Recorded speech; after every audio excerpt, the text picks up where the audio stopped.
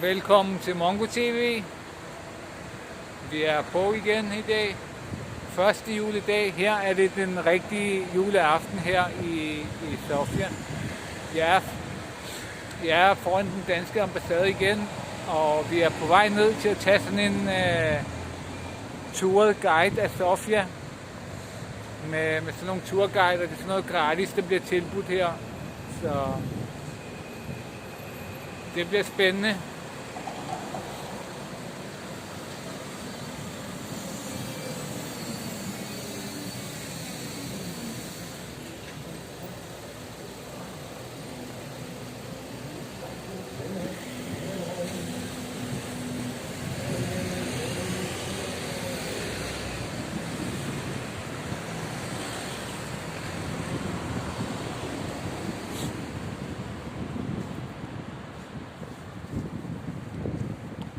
Jeg har skrevet det på engelsk, fordi en del af det bliver på engelsk, så vi kunne lige så godt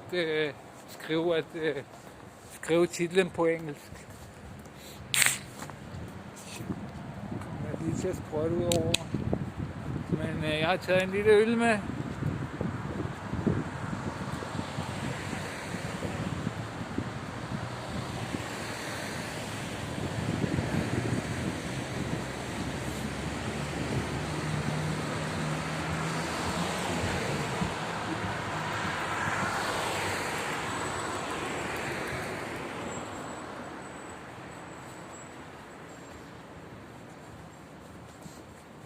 Det er rimelig koldt hernede, så jeg har klædt mig godt på.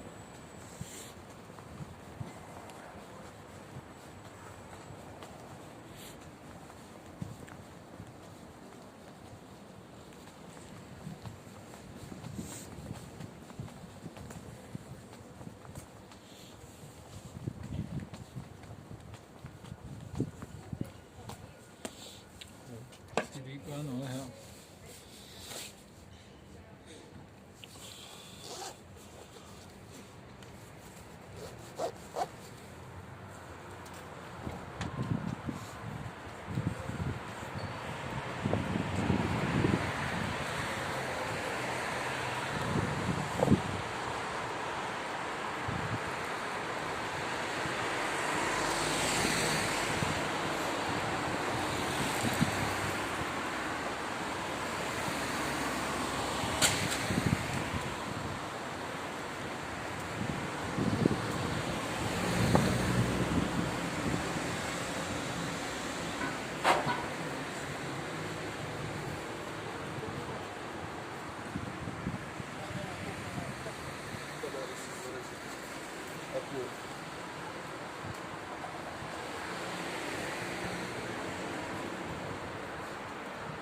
Jeg vil gerne af med den her hurtigt, fordi det er koldt, så jeg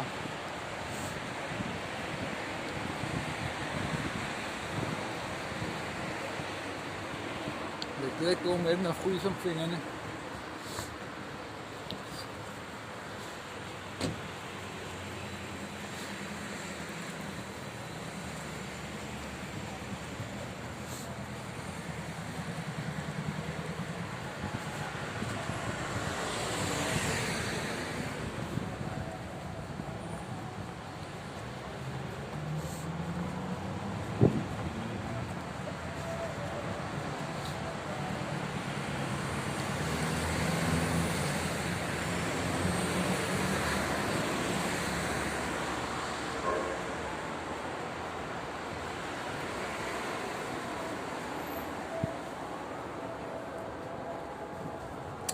Den der tur begynder om en lille halv time, så vi har et lille stykke vej endnu, før vi er der.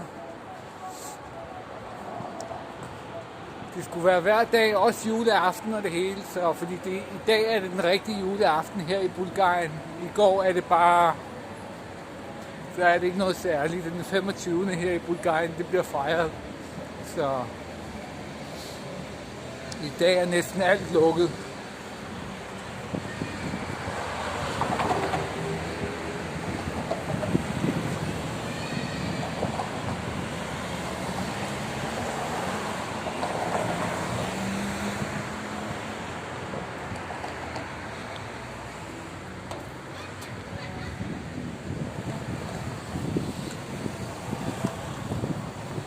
burde næsten tage en øl mere med.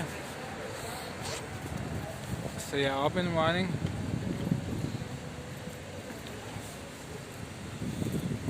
Det har vi penge til. Det ser godt ud.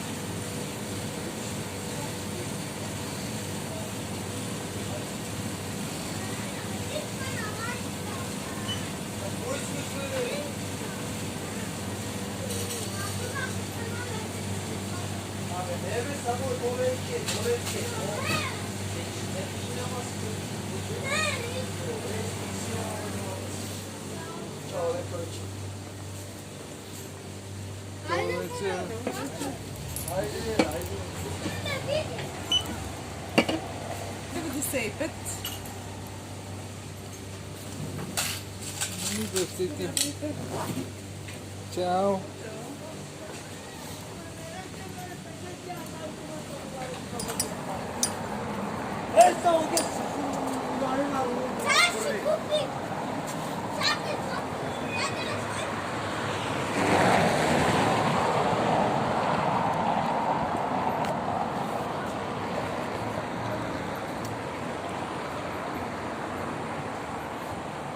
Der skælder sine børn ud. Men vi tager en øl nummer 2, så vi kan få sparket showet i gang.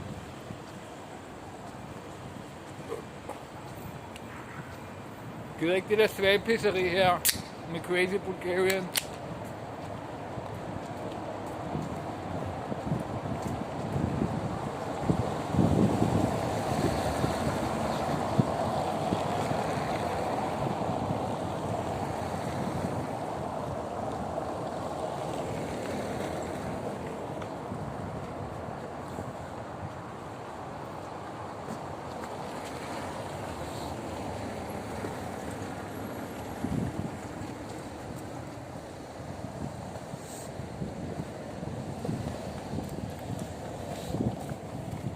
Jeg har god tid endnu. Det er først klokken 6 bulgarsk tid, jeg skal være der. Det er klokken 5 dansk tid, vil jeg tro. Hvis jeg ikke lyver.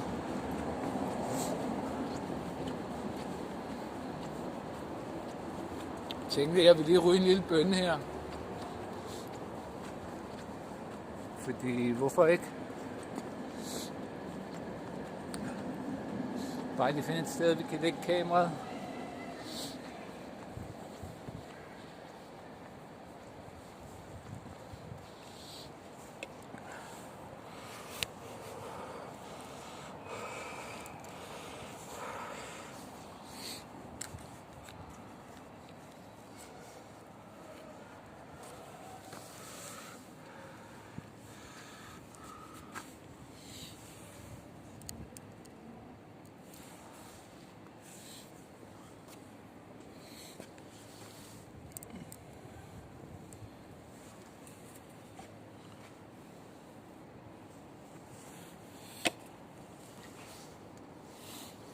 Det er ikke så godt at mixe alkohol og græs, men jeg har sgu brug for en lille en.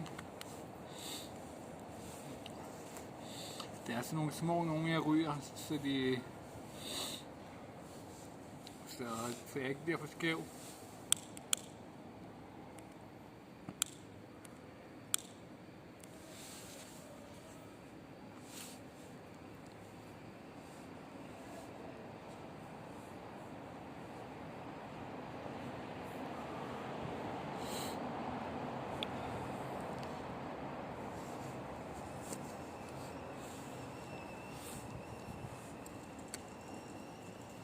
Men som sagt, vi skal ned til det der Sofia-tur, så jeg ved ikke, om der er mange mennesker i dag. Der er alligevel ikke vildt meget at lave i dag, så det kunne man vel godt, hvis man var turist. Så jeg håber, der er nogen. Fordi hvis jeg bare dukker op alene, så er der ikke nogen grund til, at vi gør det bare for mig. 2 stykker. Men det er sådan nogle guider, der guider folk gratis rundt her i Sofia. Og det gør de 3-4 gange om dagen. Helt gratis. Alle kan bare komme. Så jeg tror faktisk, det var dem, vi fangede forleden dag, hvor vi var inde i byen.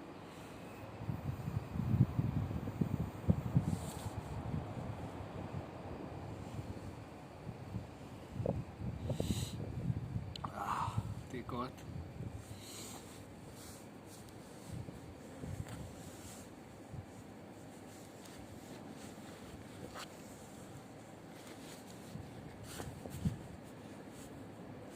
Det er det gode shit.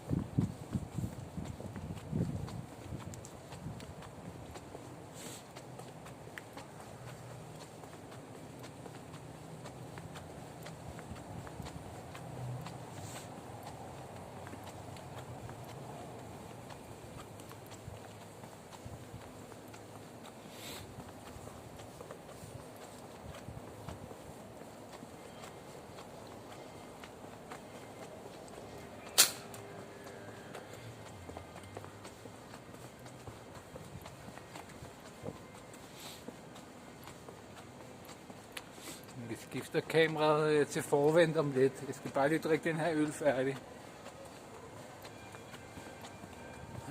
Eller hvis der sker et eller andet.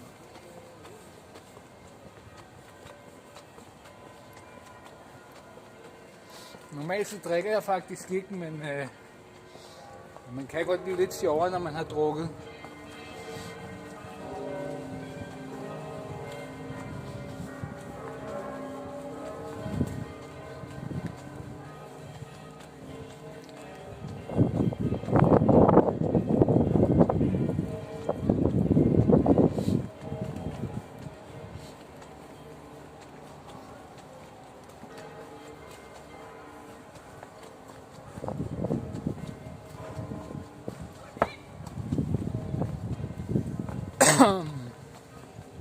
Jeg kan godt mærke, at sindet er ved at blive lidt sløret nu.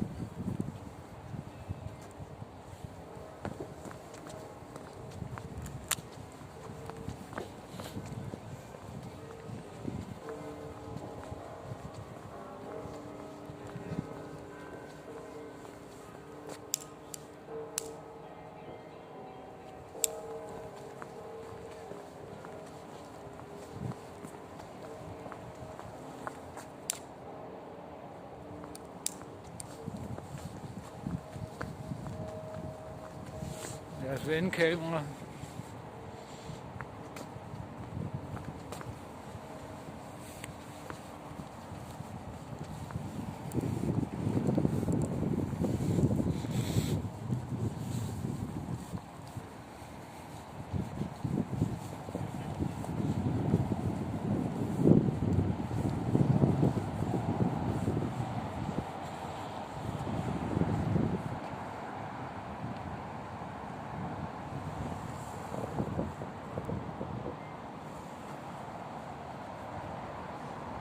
Skal vi se, om det er tydeligt.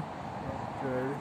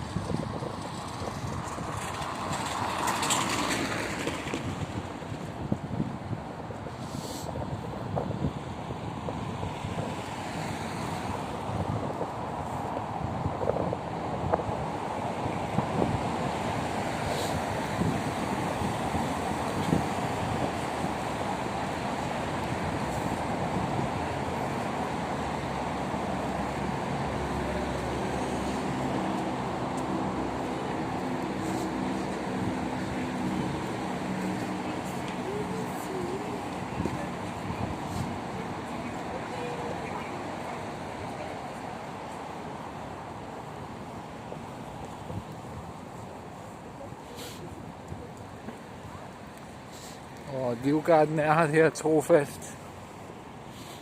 Selvom det er juleaften her, så er vi her.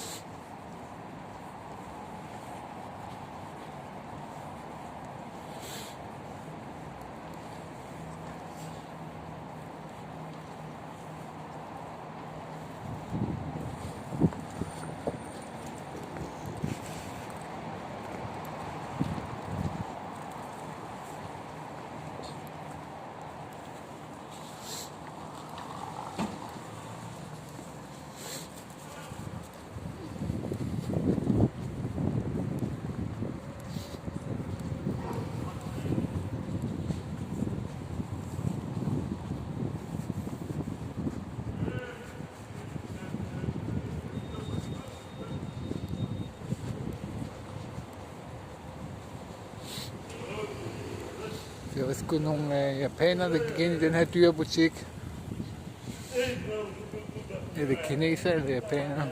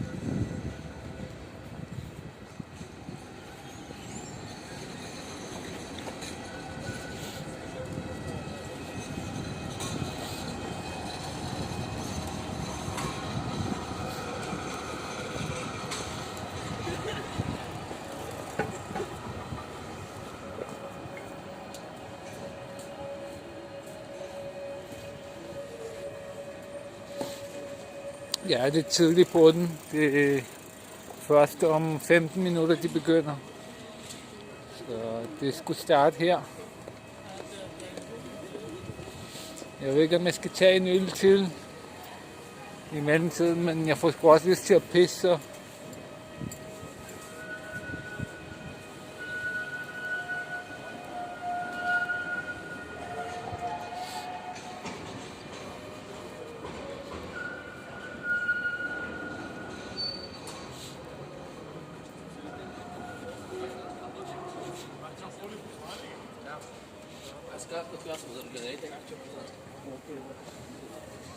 jeg går lige lidt rundt indtil klokken bliver om 15 minutter.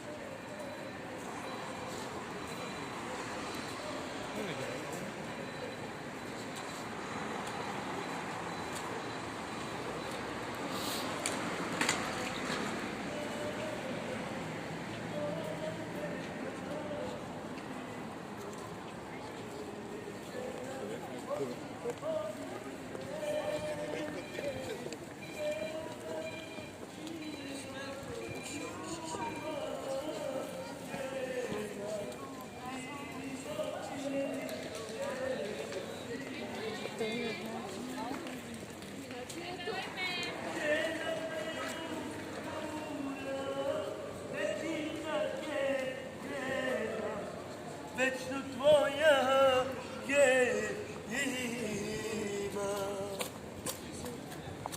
жена тею мура, дечиця кедрена, вечно твоя єдина.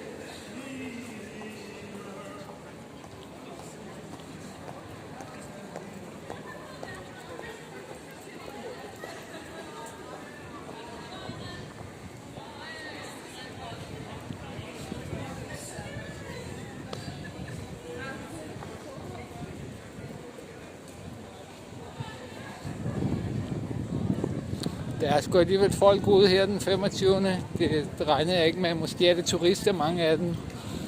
Men det plejer det ikke være i hvert fald bulgarerne, fordi det er her, der bliver holdt den rigtige juledag, det er den 25. her.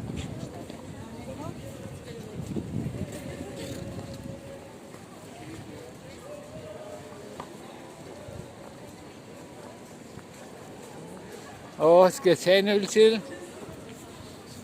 Jeg kan allerede, jeg finder lige en kiosk her. Jeg skal også pisse faktisk. Nej, det er et problem her.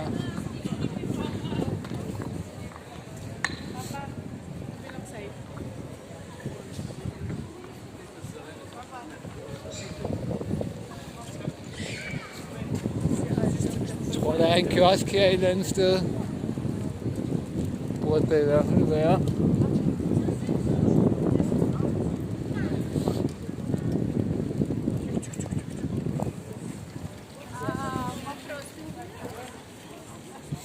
Men jeg skal som sagt til Sofia-tur. Det begynder om 13 minutter. Så skal jeg lige tilbage dertil, hvor jeg lige var.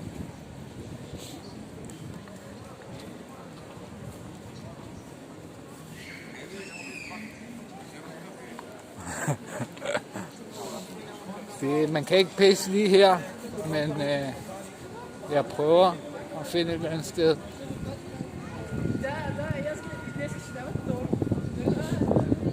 Kom nu, kiosk, hvor er du henne?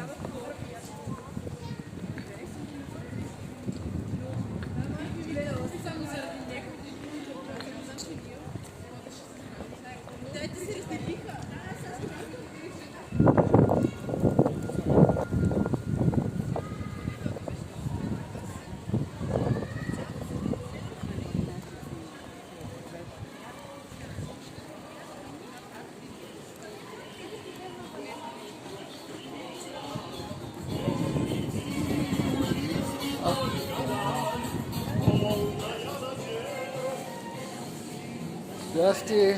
Вие бира имате ли обикновена? А? Само russisk. Добре. Jeg kommer sgu til at gå ind her i en russisk butik. De har kun sådan noget russisk øl her. Og det der russiske øl, det er ikke ligesom det danske. Det er et eller andet sort øl, det hele smager af på til. Det var sgu ikke en normal kiosk, det der. Det var sådan en russisk butik.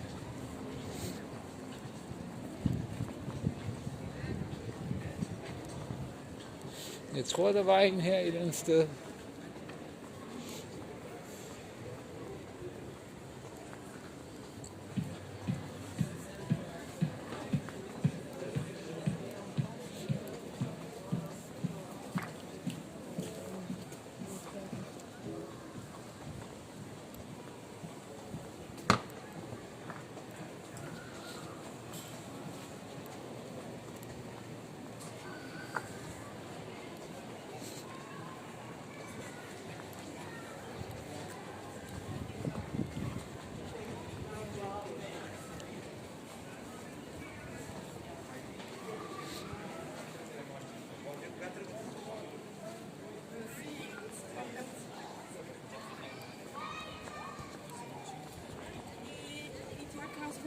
Ні, така сміші заодно. Мені треба більше ніжку.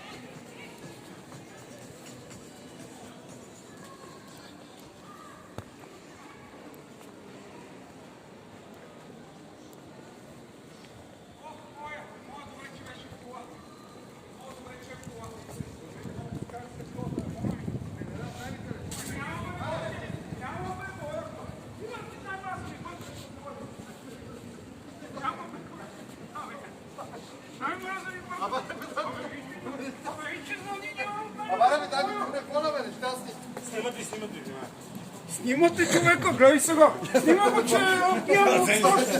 Снима го, пияни го! Снима бе!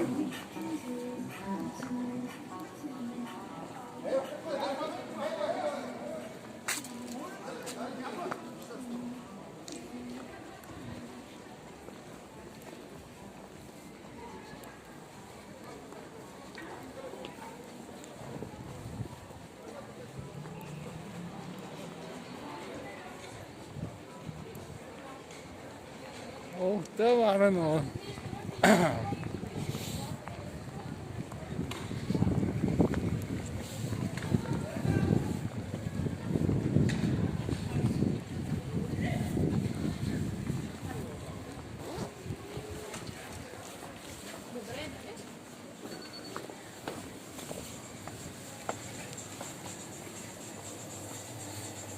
Sådan.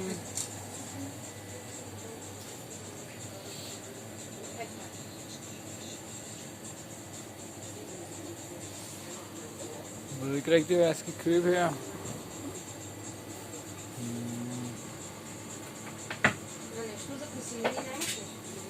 Så jeg skulle bare se en her.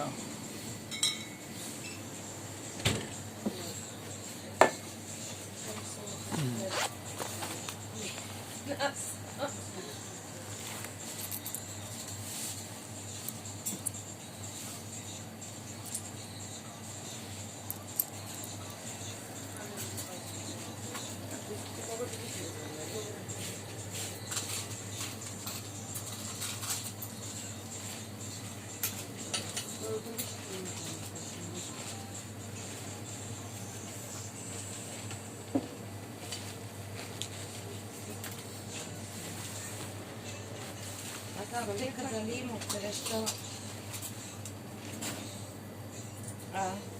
Кое? Аптека? Аптека да видим. Какво е това? 1,60. Имате ли отварачка? Да.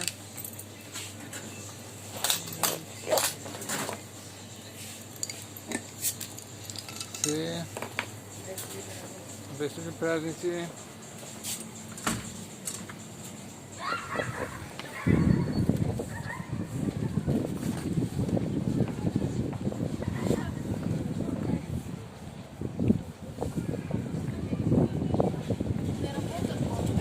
Skal vi tilbage for at nå turen?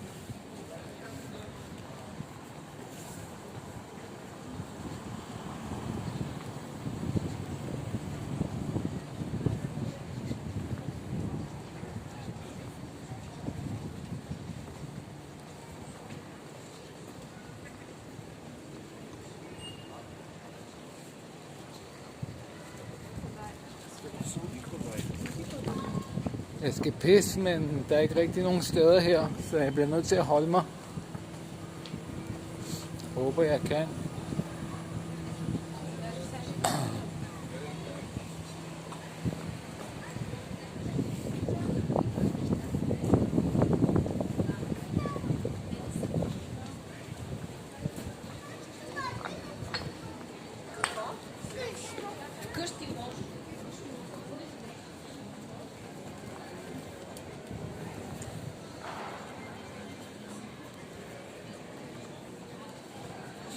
Det er grunden til, at jeg har lagt titlen på engelsk, det er, at den der turen, den kommer til at være på engelsk, så kan vi lige så godt lægge titlen også på engelsk. Så der kommer til at blive snakket engelsk en del her.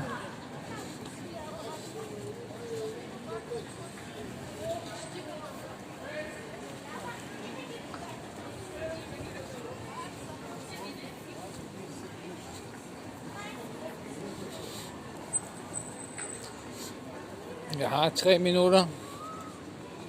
Jeg håber, jeg når den.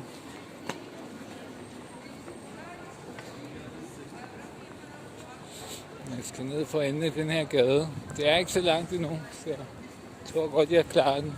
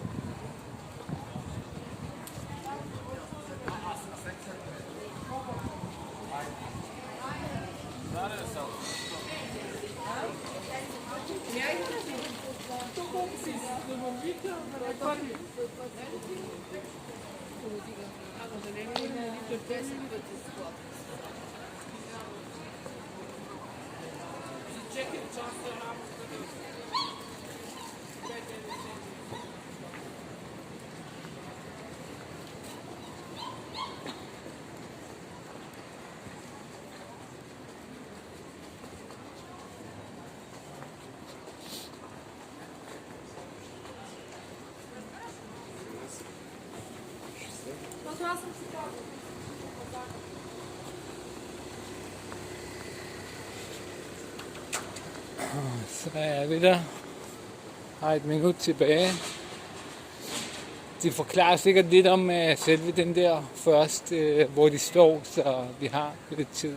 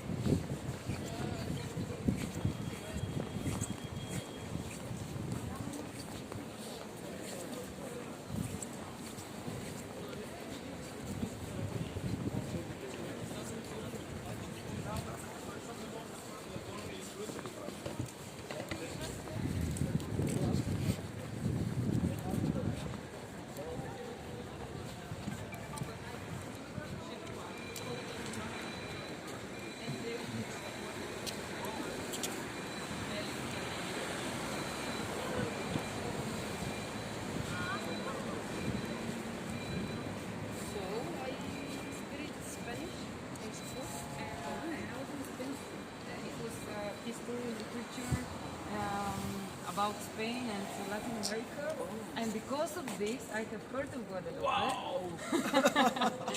And yeah, I just took in my mind. Oh, really? It's very small. It's more than it's because maybe you don't confuse with another. There is Guadalupe, but it's in South America. It's not the island. There is. Yeah. Okay. Well, now that you're telling me this, maybe I'm wrong. And you are right. But anyway, it's a small and it's French, but it was English island and Spanish island too, but mostly French island. Do you live there now? No, now I live in France. Okay. Do you sometimes go back? Yeah, of course. Go see some islands. Like in my mind, islands are just amazing. Hi. Hej. Merry Christmas. Merry Christmas. I'm from Denmark. I'm from Sofia. And my name is Vicky. I'm Alexander. Are you shooting? Yes, is it okay? Well, I don't feel very comfortable. You can shoot everything, but not me. Okay. If it's okay for you, sorry. Okay. Just feel strange. I'll shoot myself then. Okay, yeah, this is an idea. And cheers. Thank you. Okay, 2 more minutes. Real survivors. And how did you decide to come to Sofia?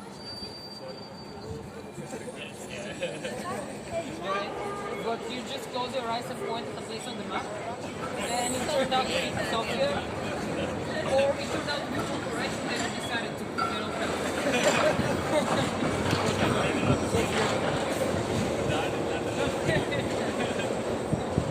No, I'm asking being honest because Sofia is not the most popular touristic destination. As you see, and you most probably already saw, like spending at least 1 day here. I'm not sure how many foreigners you found, but not many.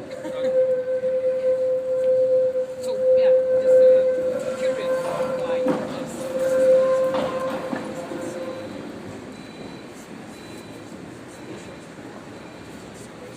Yeah, you like actually all of you are like Columbus, you know, finding something for the first time.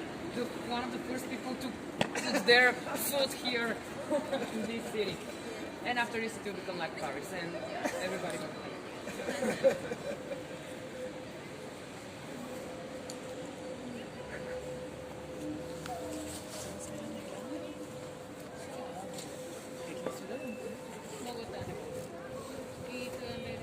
Se ve de Guadalupe, pero la isla del Caribe es una pequeña isla de los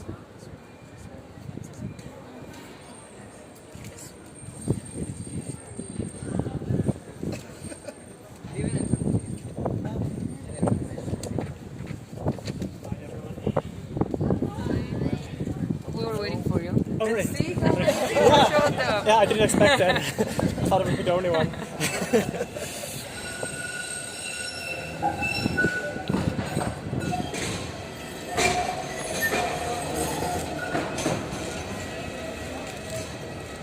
Okay.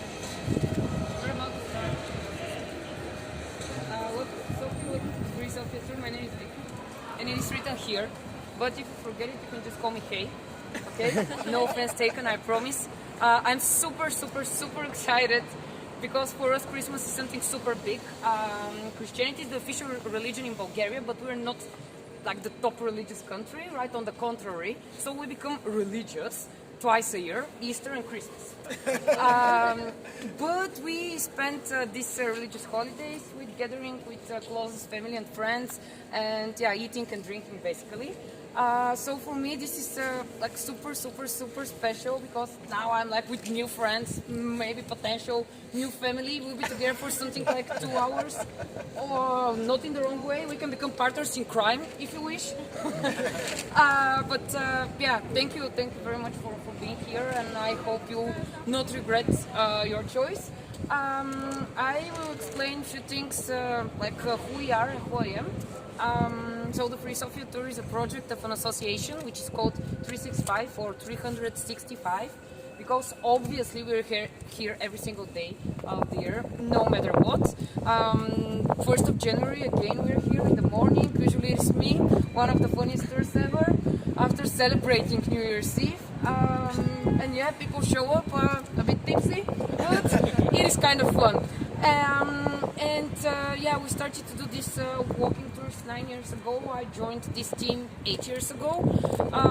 It was totally out of nowhere for me because I never studied anything related to tourism or history and stuff like this. I was studying lawyer back in the days in university. I hated it. No offense, please, if you do something similar. It was just not for me. I started it because of my parents, but we have a very different idea about everything. So, in my 3rd year of law school, I dropped on purpose. Even though I was passing my exams, I felt bored and I needed to find new meaning in life. And I started to change jobs like crazy. But yeah, when you're 20, it's okay not to know what you want to do with your life. So, after a few unsuccessful tries with finding real happiness and satisfaction with anything I was doing, I came across these tours. They were looking for new teammates. I decided to give it a try. And why I fell in love with this? Because it was the top scariest thing I have ever done. 8 years ago, I was the shyest person ever. Never ever said hi to anybody. I had 2 friends from high school, and that was all. Usually spend my time at home. English is not my mother language, obviously. I'm Bulgarian, sorry for the accent. And it was super difficult to speak in front of a group of strangers, make them smile, make them happy, and convince them that Sofia is not that bad after all. And yeah, I went out of my comfort zone really big time. And even though this is what I've been doing for the past 8 years, tours for our organization, I'm still scared every single time when I come here and see you for the first time. The first 5 minutes I'm super nervous because I don't know what to expect from you. You come here with your expectations and you're like, okay, this is the tour guide and she'll be speaking some stories. No, it doesn't work this way. We need to, be together into this boat. So if you hate something, just, spit it out loud. If you feel uncomfortable with something, spit it out loud. If you want to go away because you're super bored, just tell me. If you don't understand me, tell me. I'll try to rephrase, use my gestures or something like this. I'm here to serve you. It's not the other way around. But also it will be really amazing if you help me a little bit. And yeah, smiling helps a lot. Any questions for now? No? Okay, you're a good audience, so I'll treat you with a prize. According to the tradition in Bulgaria, we love drinking alcohol. And because it is cold, we'll drink something that will warm us. And this something is the national alcoholic Bulgarian drink, which is called rakia. And it is a drink made out of fruits, usually between 40 and 60% of alcohol. And I'm gonna give it to you in cups, like for shots, but we don't drink it in shots. Okay? You can drink the first one in a shot to get warmer, but then I will for sure pour you a second one, because because we drink it in small sips, and yeah, enjoy it as long as we can, because the first sip will hurt you, but the aftertaste is okay. So I'm giving you some homemade rakia, which is made out of grapes and pure alcohol. And after this we walk a little bit, and I'll start speaking about history. Maybe one little organizational thing. Can you pass it, please? Thanks. We are not going to come back at this place, okay? We finish in something between 1 Får vi and a serveret half alkohol hours, 2 hours, allerførst? depending on how cold we get. Noget bulgarsk rakia. Next to the Alexander Nevsky Cathedral, which is like the main touristic attraction, so we'll see it. Most probably we will not have the chance to enter anywhere. Okay, just to let you know. I don't drink. Okay. Well, I have a second surprise later on for the people that don't drink alcohol, but you gotta stay with me. Okay. So that's one reason we stay with you. Sorry? That's one reason we stay with you. Yeah, okay. Something. Rakia, yeah.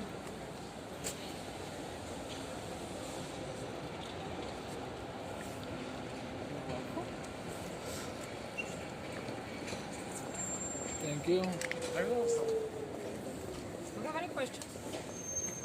No? No, it's okay. Yeah, exactly. I can smell it from here. I can smell it from here. Smell it? The alcohol. Yeah, I can smell it. Yeah. Yeah. You don't drink? The Bulgarian word is Where are you nazdrave, from? Switzerland. which is cheers, and literally means I'm from your health, Denmark. because drinking alcohol is so healthy.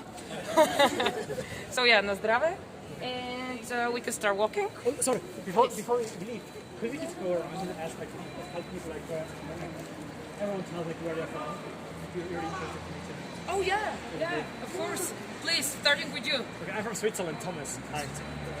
I'm from Denmark, Alexander. I work here. You live here? I live here, yes. Wow, okay. How's your Bulgarian? I'm learning.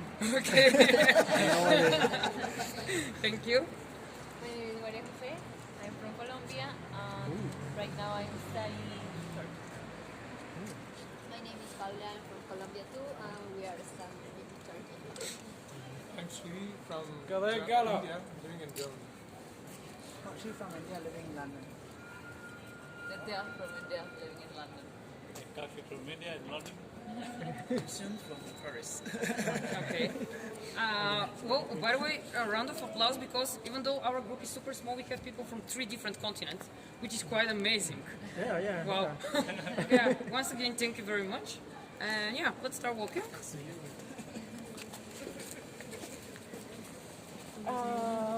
Yeah, while we were waiting for other people to gather. Oh, you already said. Yeah, but no, it's okay, because I asked everybody what is their reason to come here, but I don't know your reason. Vacation. I had to take a few days off at work, but since because of the holidays, like I always take a few days to have something. You don't want to be at home. Not really so short notice. I was looking like what places would be affordable. Most affordable. So, can I ask you, why are you in Bulgaria? Yeah, I'm here just in order to discover. I wanted to escape from Christmas in Paris or in my country. So, and so I decided to travel there and to visit some other place. So that's the reason why I'm here. Just leisure? Yeah, just to leave Paris and to leave all those Christmas and all of these things that you spend much time eating and drinking. That's not very more what I like. So that's the reason why I escaped from that. Okay. Here it's a little more relaxed. There's not so much Christmas, I think. Yeah, but I don't, well, it's really in order to discover something different. I like to travel, in fact, and this is the reason why I'm here. I went to Romania. How is Romania? Is it better? Does it look better, or is it worse? Romania, it's different. It's different. Yeah, the forest is very different. They like with the surprises, candies. But this one is a difficult surprise because you have to deserve it. These are traditional Bulgarian candies that we call onions. But they don't taste as an onion, I promise you. Only look like a little onion, but they're otherwise sweet. And during the tour, I will ask you questions, and if you give me right answers, you'll have a motivational candy. Okay, wrong answers, I'll beat you with a stick. Okay, I want to give you a super quick, like general historical introduction of this city, and starting with the first candy question. Do you have any idea how old the city is? I know that it's very old. 13th century. It is very old, is a very good answer. Older than 13th century. Yeah, older. I think it's one of the most oldest in Europe. True? cities. Do you want another candy? No, it's okay. Even before. What did you say? Before. Okay. Actually, some years before Christ. Oh, really? Yeah. Give me a try with some thousands. 2,000. 1,000. Let's say 1,000. 200. Up. 5,000. 7,000. Less. Oh, wait. 5. Who said 5 first? Okay. There we go. So, yeah, 5,000 years before Christ, which makes it around 7,000 years old. We don't have anything left in terms of architecture from 7,000 years ago. But what we have, well, a lot of treasures, a lot of golden treasures. The oldest golden treasure in the whole world belongs to the first known people on our land. And their name is the Thracians. And you have never heard of them, I'm almost sure. If you aren't like some history geeks, which I hope you're not. But these people were neighbors of the ancient Greeks. Have you ever heard of the ancient Greeks? Yes. Greece as a country? Yeah. Good.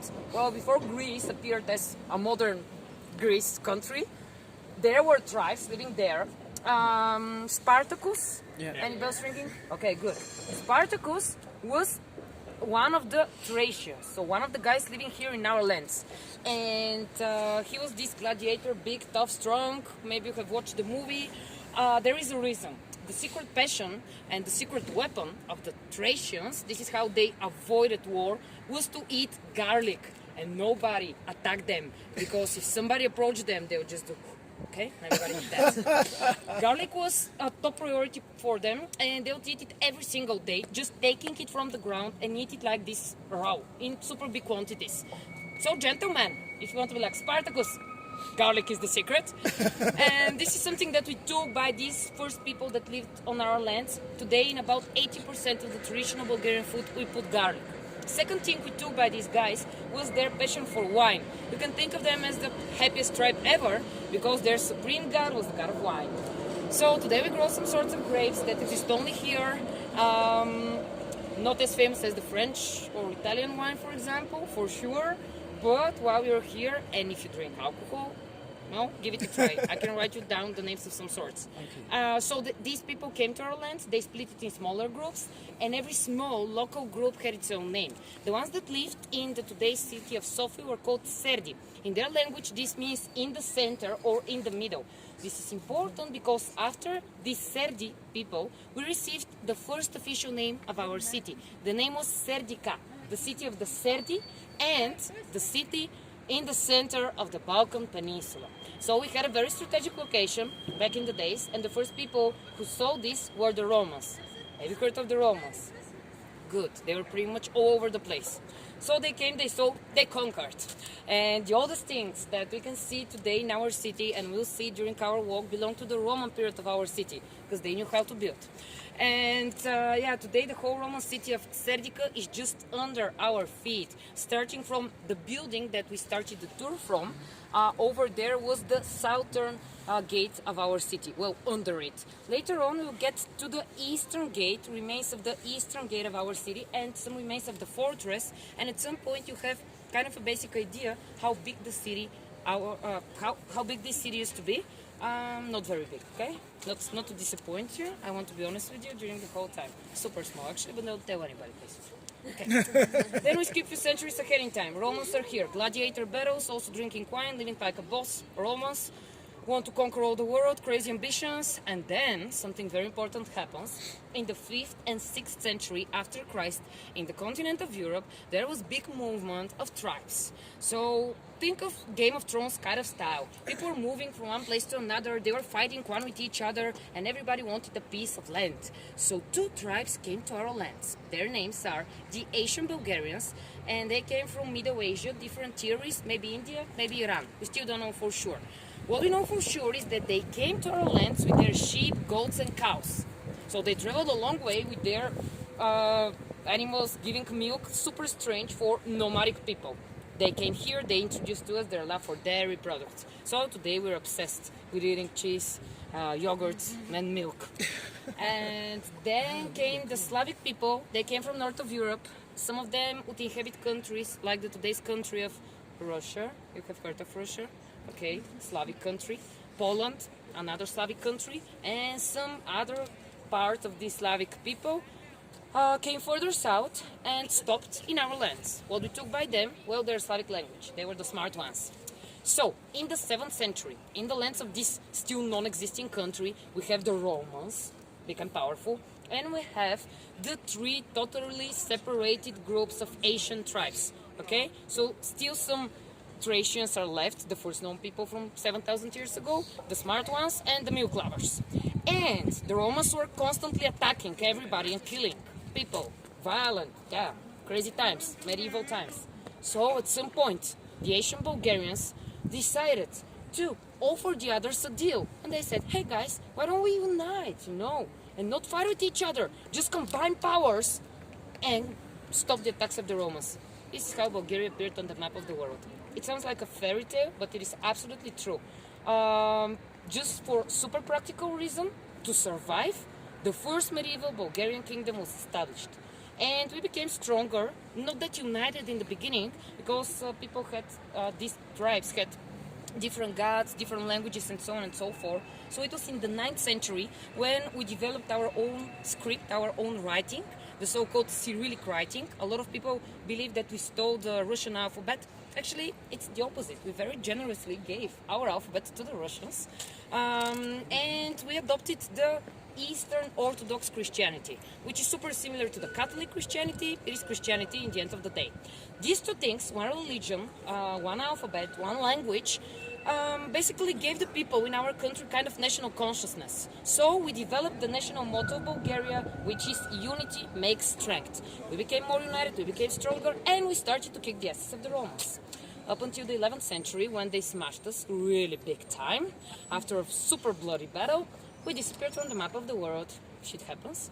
And we were part of the Eastern Roman Empire. I don't know if you have heard of this fact, but the Romans at some point split in 2. There was the Western one, where, let's say, today's Italy is, the Eastern one, where today's Greece is. And Greece is next to us, ever since this time, so we became part of the Eastern Roman Empire. Then, hip hip hooray, we got liberated at some point by the end of the 12th century, in order to disappear once again in the 14th century. Somebody else came here, tried to conquer us, succeeded. 14th century. The Hungarian? No. The Ottoman Empire. The Ottoman Empire, very good. Ottoman Empire, which conquered north of Africa, most of the countries in Asia, and most of the countries on the Balkan Peninsula. So they were big and powerful, just like the Romans. And this time, from the 14th until 19th century, we disappeared, and we were part, together with all our Balkan neighbors, of this big empire. A lot of things changed. For instance, official religion became the Muslim religion. We started to steal Turkish words, Turkish spices, Turkish desserts. So yeah, as I always say when I meet somebody from Turkey, thank you for conquering, because before this we didn't know what a dessert is, and now we have cool things like baklava. If you haven't heard of this super sweet, tasty thing, give it a try, it's amazing. And what else happened? Well, there were no borders in between our Balkan countries, so we started to mix absolutely everything. And today, if you visit Bulgaria, Serbia, Montenegro, Slovenia, Croatia, countries like this, you can see that we're like the same people. Language is very similar, food, drinks, music, temperament. At the same time, we developed a very big competition about everything. This competition is still on, and it is very tough. And in the 21st century, in this part of the world, first world problems are who has the biggest mountain, the biggest church, strongest national alcoholic drink, because what I gave you to try, everybody on the Balkans have it. And in the recent years, very popular competition is who has the worst politicians. It is a very tough one to say, really. Yeah, a lot of countries from all over the world want to join, so we're still not sure. Late 19th century, big liberation war. Of course, we took part in it, but also here came to help us with the liberation, the Russians. No offense to today's country of Russia. Really, no bad feelings. My grandmother was Russian, so good feelings for them. But, as it happens in history, a big empire comes to conquer or to help a small country and forgets to leave the stage for quite a while. So ever since the late 19th century, we start to have a very deep connection with the Russian Empire, which later on after, well, a little bit before the Second World War, turned into what was called the Soviet Union. And very easily after the Second World War, we became a socialist republic. Even though during the Second World War, we were fighting against the Russians, the big powers kind of distributed the world, signing some papers after the war ended, and we ended up to be in the Eastern Bloc. Have you heard anything about communism? Of course, yeah. Everything you have heard is true. And we had this for 50 years. Even though it's not, like, if we need to be precise, not called communism, because communism is a philosophy. Not a single country in the whole world ever reached the level of communism. They were all socialist countries. But yeah, for the sake of this tour, to keep things simple, I'll call it communism. And it was here from 1945, just after the Second World War ended, up until the fall of the Berlin Wall. Which means only 30 years ago, for the very first time in the history of this country, we started to be a democracy. Only 30 years ago. Most of the people that live in Bulgaria now, they spent most of their lives during communism or under communism, to be honest with you. So, situation today can be super tricky because we are still not sure what exactly democracy means. The first 10 years, of course, were the most difficult ones. In the beginning, we really desperately wanted to show all the world that we embrace this democratical philosophy, and the first democratical thing we did was to open McDonald's. And it turned into the biggest, craziest attraction ever. There were queues of people, been there, done that, unfortunately, and calling to make a reservation for a table in McDonald's. It was that crazy. Yeah. And we have tons of McDonald's restaurants today. There's a huge sign down the street. Yeah. So, yeah, sorry to point it McDonald's to you, but it was just the easiest option.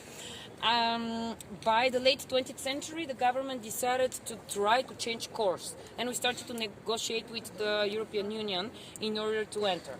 A lot of years passed because things in Bulgaria happen slowly and take time. Usually more time than in some other countries, but this is our reality. So in the year 2007, we became members of the EU. We are members of NATO also, still not use the euro coin, because, well, we need to meet certain economical conditions that we fail to meet. And yeah, still not in the Schengen zone, but part of the European Union. Still keep a very close connection with Russia. If you're wondering why, well, it is all because of money, of course. As 90% of the gas in Bulgaria we imported from Russia. So it's almost zero gas in our country, and we are very, very much dependent on them. So yeah, situations sometimes can be tricky, and we can enter in a very, very deep political discussion if you feel like, but maybe after a tour. But we are like a democratic country now. However, most of the people that rule the country, that are in the government, are the very same guys from like back in the days. For the second mandate, which means entering in his 8th year of power, is our prime minister, who was the private bodyguard of our communist leader who ruled our country for 45 years. So, yeah, just saying. Just want to draw you a picture here. I'm putting a full stop here. I know there's a lot of information. Most important thing is that different things are happening, different influences. And because of all of this, what you can observe today in this city is one big crazy mixture of everything and everybody. And for sure we didn't take the best of everybody. During this tour I will continue to be honest with you, showing you both faces of the coin. It is okay for you. Okay? Yeah. Good. So we can move closer to the church over there, under the roof where there won't be that much of wind. You can enter in the church actually to get warmer, and yeah, I'll tell you the story of the church and then we'll continue walking again. But this is up to you. If you can continue surviving, being out, we will not enter in the church. Tell me what you want.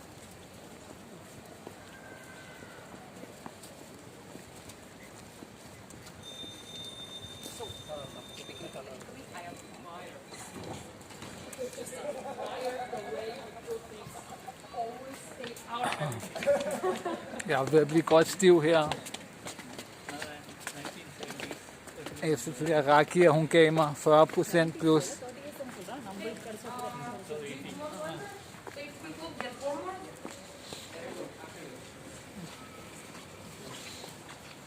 Be quiet, don't take photos inside, please. Because, okay, I will wait here because I am live streaming. Okay, good. For whom? How many people are watching at the moment? A couple. A couple? Yeah. Okay, let's promote free Sofia tour, but not my face. This is a free tour, Sofia tour. Whoever wants to join it can come for free. Thanks. You don't want to enter? Just went. And you don't want to get warmer? Wow. Okay. We can get another one maybe. Yeah, of course.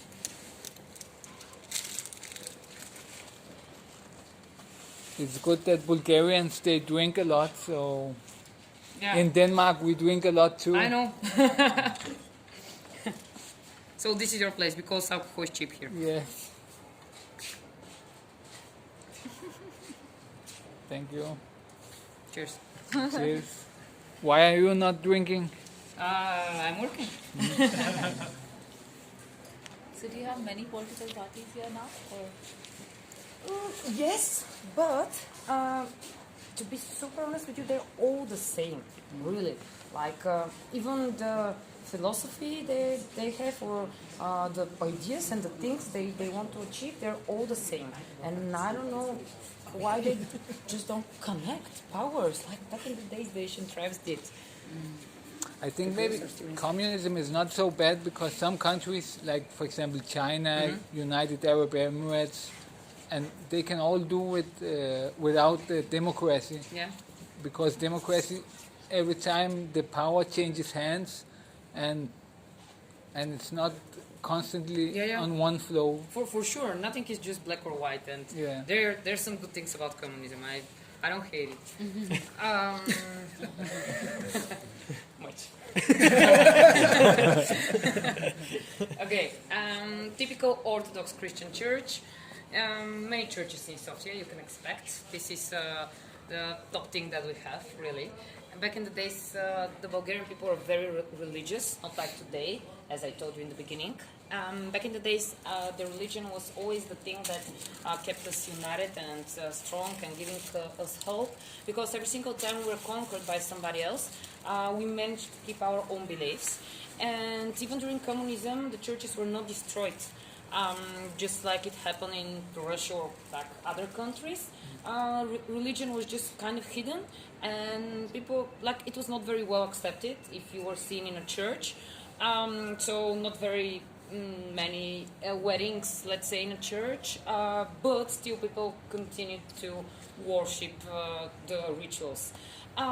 This church here was built initially in the 10th century, but it was destroyed many, many, many times. The way you see it today is from the beginning of the 20th century, and the only only thing that stuck during the ages was the place. It was always rebuilt in this place, and the name. The name is Saint Sunday. So the last time the church was destroyed was in the year 1925. We were still a kingdom. We were in the Serbo-Bulgarian kingdom. But the communists started to slowly rise on stage, and they wanted the power over themselves. So there was this extreme left wing as part of the still illegal Communist Party, because we're still a monarchy. But the communists wanted the power over themselves, so they decided to get rid of the king. How to do this? Well, first they killed an important general here in the city, and the ceremony was going to be inside of this church, and people from the elite were going to be inside for this ceremony. After this, they put 25 kilos of explosives under the roof of the church, and when they were almost sure that everybody important is inside, they detonated the explosives, they found everybody in the church, 200 people lost their lives, 500 more were injured, and this is the biggest terrorist attack in our history so far, and our king survived, magically. Yeah, the main purpose for this thing to happen survived. How? Why? It was late. Yes. But I read it. I read it. He was late, yeah, guys. He was about 15 minutes late, which is something very typical Bulgarian, always fashionably late. And he was a king after all. Yeah, the communists had to think of this, but they didn't. But yeah, ever since this period of time, being late is a thing here, really. And I'm telling you this to keep it cool, but also keep it in mind. Especially if you're calling a taxi for the airport, call 15 minutes earlier just in case. Plus now is a very, very busy season because it's holidays, and the public transport is not the best. So yeah, people take taxis, and it might take a while before somebody answers or sends you a cab. Yeah, just keep it in mind. But since you don't have Uber, do you have another taxi app? Yes, it is called Taxi Me. Taxi Me, okay. Yeah, I will show it to you, and yeah, you can be with it.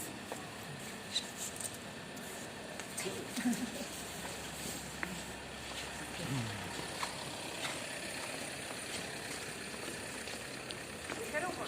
4, 2, 3.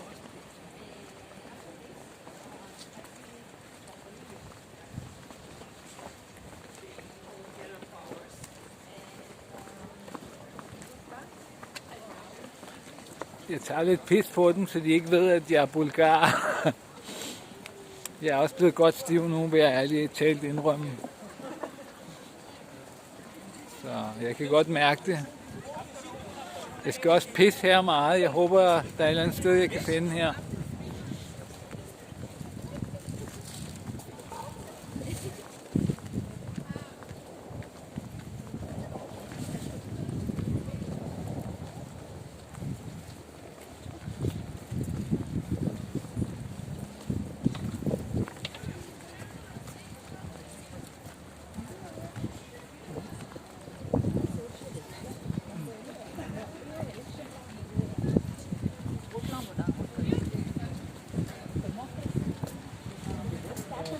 Jeg er helt væk, kan jeg godt mærke det her. Det der rakia, det er rigtig stærkt.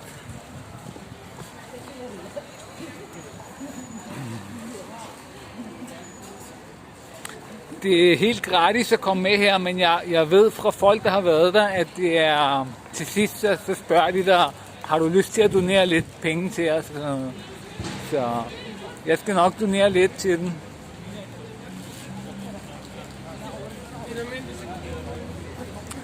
Det er lidt et problem nu, vi skal under jorden, så hvis livestreamet, det kan godt være, at det lige giver lidt problemer.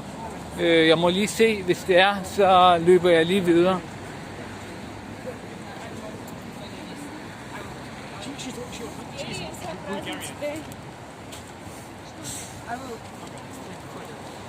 I just want to show you two things which we'll discuss in a warmer place. Okay, these two things are over there. There is this building with the clock tower. Can you see it? Good. And then there is a statue of a girl. Yes. Okay. And you can see that on the arm of the girl there is a port. Perfect. Let's go downstairs now.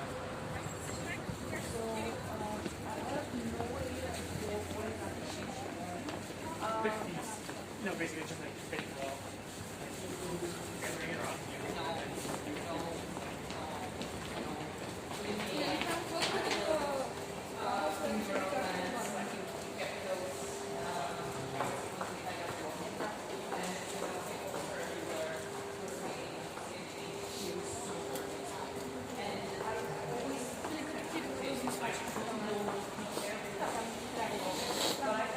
Forbindelsen ser god ud endnu.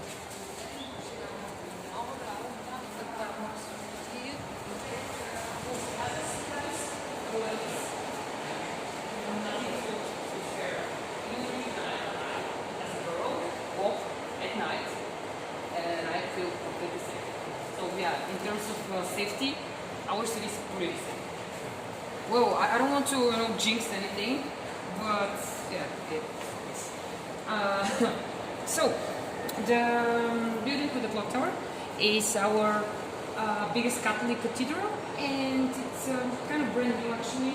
It was built around 10 years ago, and it's called St. Joseph. The most important thing about it is its location, because in its backyard you can still see remains of the western gate of our city. So under the courthouse, south gate, over there, western, and you can see that they're like 10 minutes long from each other. The eastern gate that I promised you to see and you see is just down there, 5 minutes walking. Okay, already combined the dots. The statue of the lady, her name is Saint Sofia. Most important statue in our city because it is a statue mistake.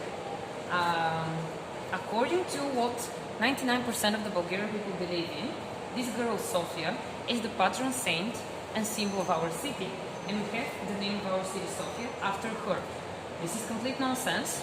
However, we study in school that she is our symbol, and we celebrate the day of Saint Sofia the Lady every single year in September, and this is the official holiday of the capital of Bulgaria, dedicated to somebody that has nothing to do with our city at all. So who is she? Mysterious. Well, she is Italian to start with. She lived in the 2nd century in the Roman Empire, where today's Italy is. She has never ever been here, never ever heard of this city or of this country that did not even exist in the 2nd century. Lived over there and happened to be called Sofia. Nothing more than this. So, she had 3 daughters, and according to the legend, the names of the daughters were Hope, Love, and Faith. All the girls decided to take the Christianity religion. Big problem, Christianity becomes official in the 4th century. Before this, you could not be Christian. So, girls were chased, tortured. Finally, the end. 1 minute of silence, silent teaching story, which has nothing to do with our city. Plus, it is a legend, just an urban legend, a myth. And going a little bit back in time, it is the year 2000, and we celebrate the new millennium. And there is not a single statue on the place where you see the statue of the girl now. But we survived the end of the world. We entered in 21st century and there is no end of the world. So we decided that this is a sign from God, and we decided that we need to celebrate by giving something to all the believers and making them believe again, and making the church big again. And our local authorities decide to build a statue of this Saint Sofia. After doing their research, they were desperately looking for somebody who is called Sofia, and they found this saint. Oh, 1 + 1 makes 2. Sometimes yes, sometimes no. So the statue was designed here, and our local authorities started to do their top favorite thing in the world, which is called propaganda. And they changed the historical books in school, and they started to promote the new version of the history, claiming that this girl is the symbol of our city. The real symbol of our city, actually, we'll see at the very end of our tour, is something, not somebody, called Saint Sofia. I want to keep this as a secret for now, but yeah, this something called Saint Sofia is the real reason why the name of our city is Sofia. And it is something, not somebody. I will ask you again, you can receive a pen if you remember. So, is this girl the symbol of our city? No. Hey, can you see everybody? Hey, take a candy. By the way, do you like the candy? Do you want me to give you a candy? Okay. Thank you. You're welcome.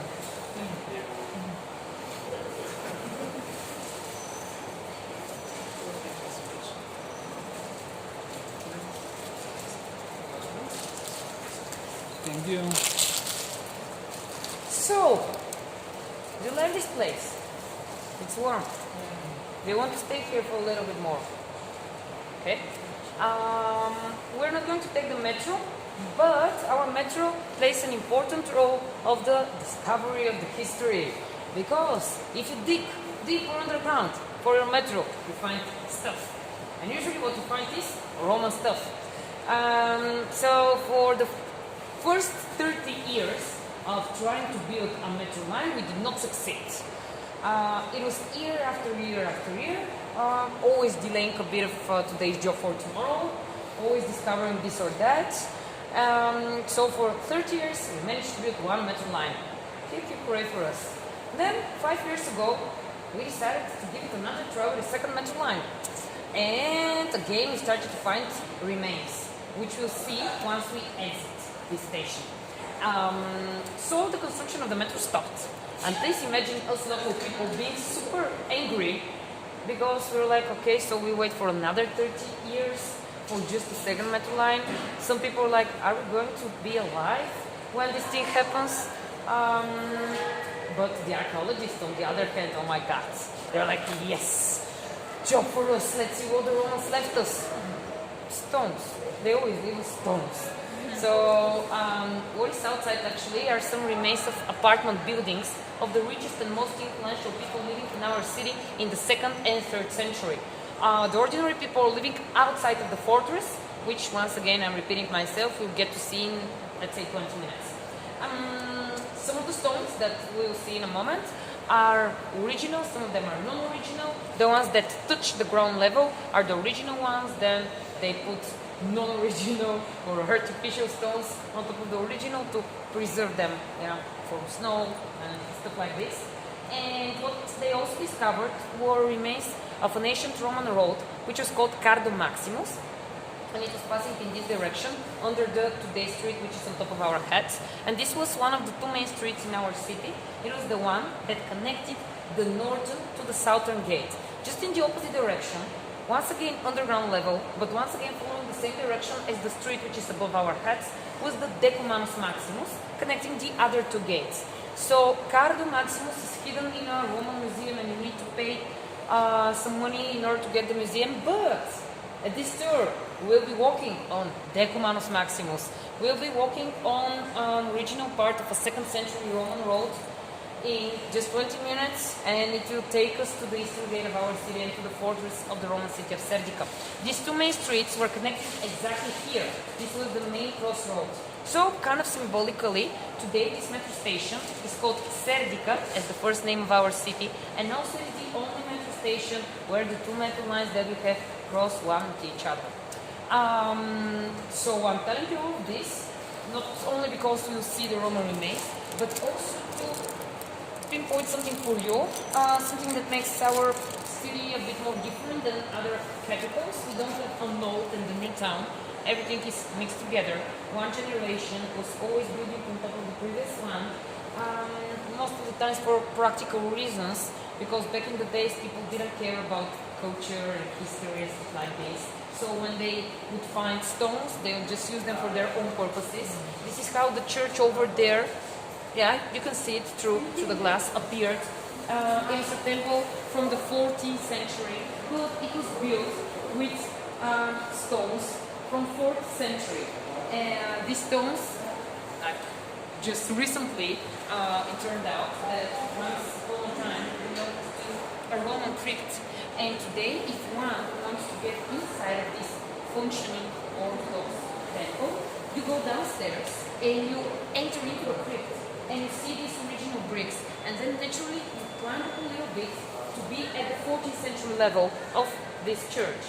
So this is how, with time, we managed to have 3 different levels of the city: the underground or Roman level, the first layer, and then in the middle, medieval times, and then on top of us, contemporary 21st century. So the city of Sofia is an onion, a lot of layers. Any questions here? Is it possible to visit Yes, yes. This church here, this tiny little church, is the only church, only, where you need to pay if you want to enter, because of this special crypt Roman thing. So it's no museum / church.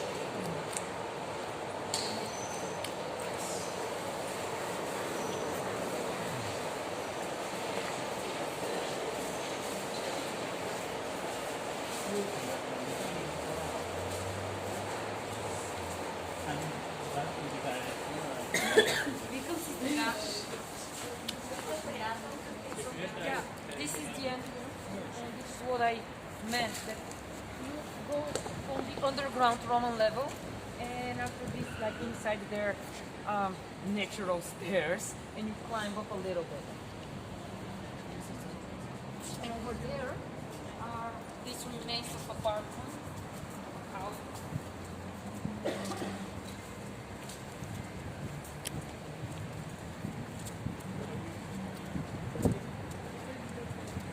Open air, 3 part, a visor for the Roman Museum kind of glass.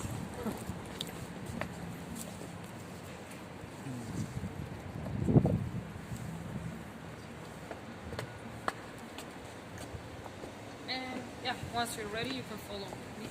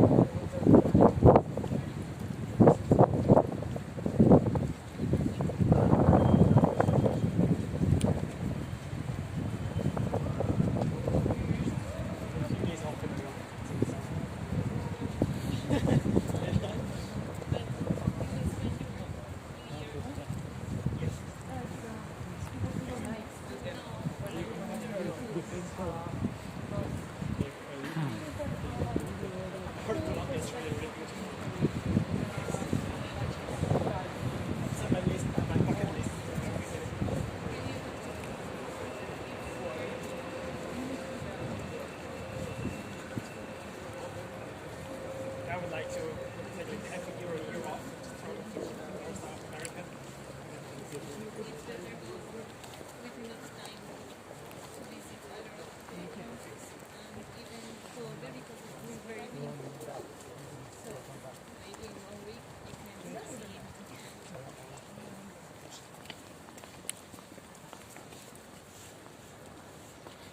Just excuse me for a moment.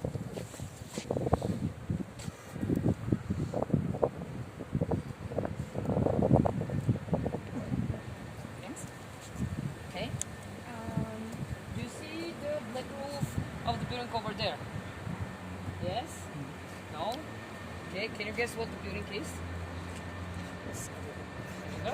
Okay. So Jewish temple. Here, Muslim temple, a mosque. We started with an Orthodox church, and I pointed you the Catholic cathedral, the one with the clock tower, which you can imagine is behind the great building.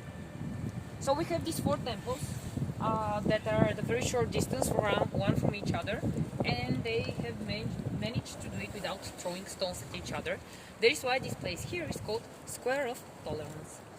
An amazing message that I would like to transfer to the whole world, and if you forget all the other stories that I'm gonna give you, and adding the fact that it is Christmas, and yeah, in some of your religions you don't celebrate this as a religious holiday, but still the story and the fact that be good to people and so on and so forth, and we're standing at this symbolical place And in terms of religion, this city and Bulgarians are super open-minded and tolerant. In terms of other things, we're not the most tolerant people in the world, but in terms of religion or color of your skin, people are open-minded. And surprisingly, this is due to this Ottoman period of time when we were conquered by somebody from a different religion. 5 centuries we were living in an empire where the official religion was different than ours, and our neighbors were from all different religions. This was the period of time when we opened our doors for the Jewish community, and we used to have 50,000 Jewish people. So yeah, people started to mix a lot, and yeah, started to accept the different than them. So the mosque was built in the 16th century, and it is called Banya Bashi. This means the mosque of the bathhouse, because next door there were some natural hot thermal mineral springs. We'll get to these hot mineral waters in a few moments, so stay with me, please. Okay. Today is the only functioning mosque in this city. It is open for visitors, no entrance fee. In the backyard there is toilets, free and clean. So yeah, keep this in mind if you're walking around. Synagogue was built in the beginning of the 20th century, and it is one of only 2 functioning synagogues in the whole country of Bulgaria. Even though we used to have 50,000 Jewish people, today we have 5,000 left of them. The story goes back to the Second World War, and it is a story with a happy ending. It looks like taken out from an American movie with always, you know, these romantic comedies with happy endings, whatever. But it is absolutely true, because Bulgaria managed to save the lives of 50,000 Jewish people. How did this thing happen? Well, I'll tell you at another spot, because here you're freezing. But I want to finish the story here with the fact that we won in one competition, because we have the biggest synagogue on the Balkan Peninsula. Yay for us! Let's go.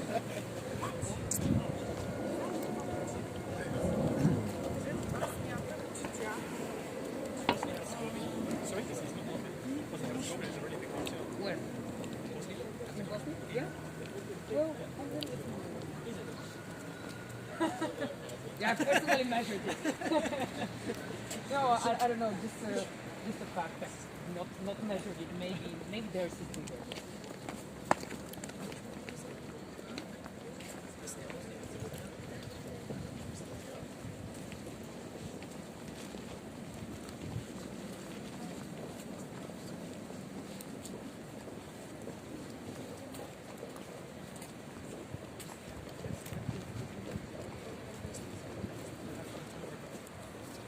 Why are you doing the live stream? Are you just keen on doing live streams? Yes, I'm actually making a YouTube channel.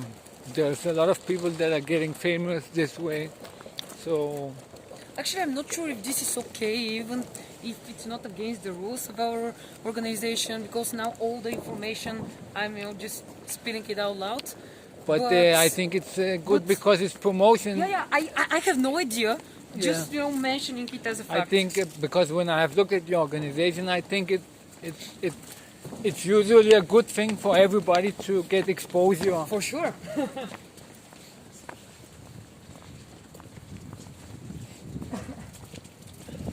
Hot thermal mineral waters. Oh, really? Yes. And time for the second surprise. Awesome. Free tea. Wow.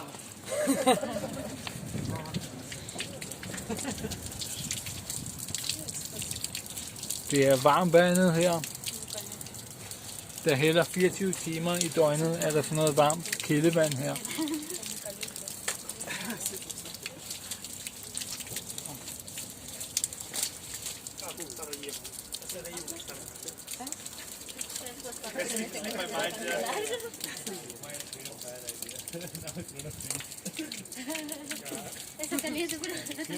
Nu får vi nogle andre kopper.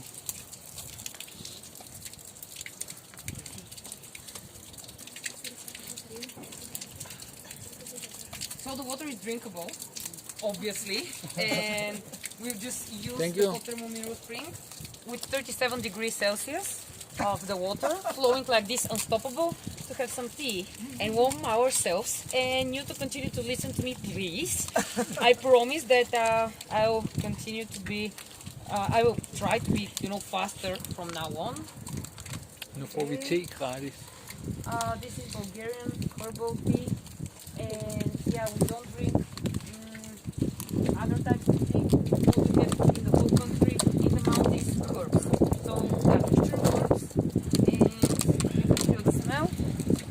Okay. There you go. Thank you. Sorry. Yes. I will not. Jeg har fået en kop og sådan noget te her. Thank you. Og så skal jeg tage, Marcus. så tager jeg varmt kildevand her fra den her kilde her. And enjoy your tea. Og så fylder jeg op, og så har jeg te. Yeah. No, it's a lot colder at home. Yeah, it's certain places up to minus 28. Minus 20, minus. But where I live, it's usually around 0. You do it.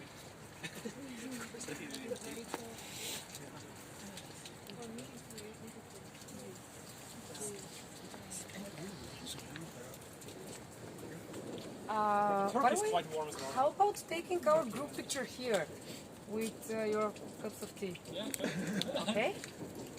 If anybody feels uncomfortable with being, well, you're all now on Facebook, so yeah, you don't feel uncomfortable. But this picture will be uploaded on our Facebook page, so yeah, you can take the sign and you can gather.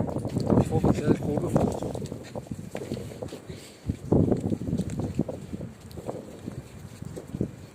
And I'll teach you another Bulgarian word, which is zele. Zele means cabbage. But this is what we say when we take photos. Okay.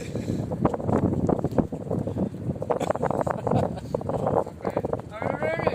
Yes. 1, 2, 3.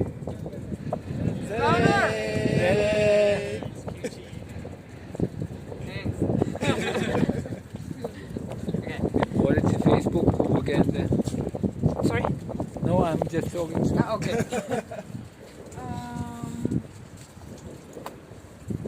Did you take a look at the building? Okay. So guess what we'll do now?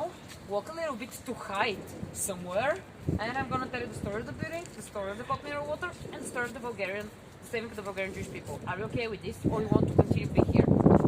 No, let's go. Okay, let's go. Ourselves for the win.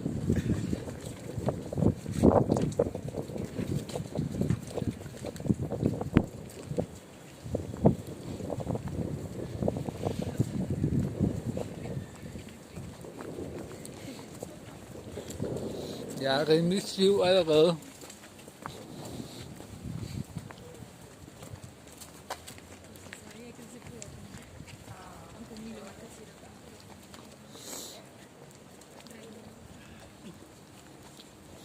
De der bulgarer, de drikker sgu for meget.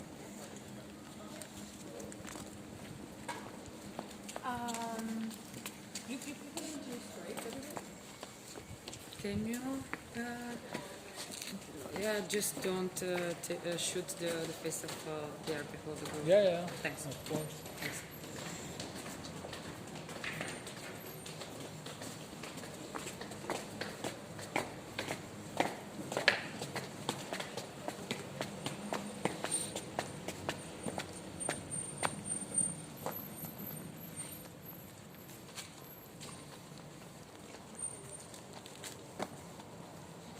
De bliver ved med at brokke sig over det der kamera.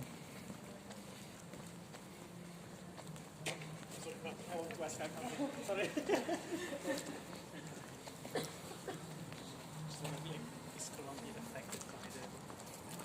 Der er ingen, der kan lide at blive overvåget her.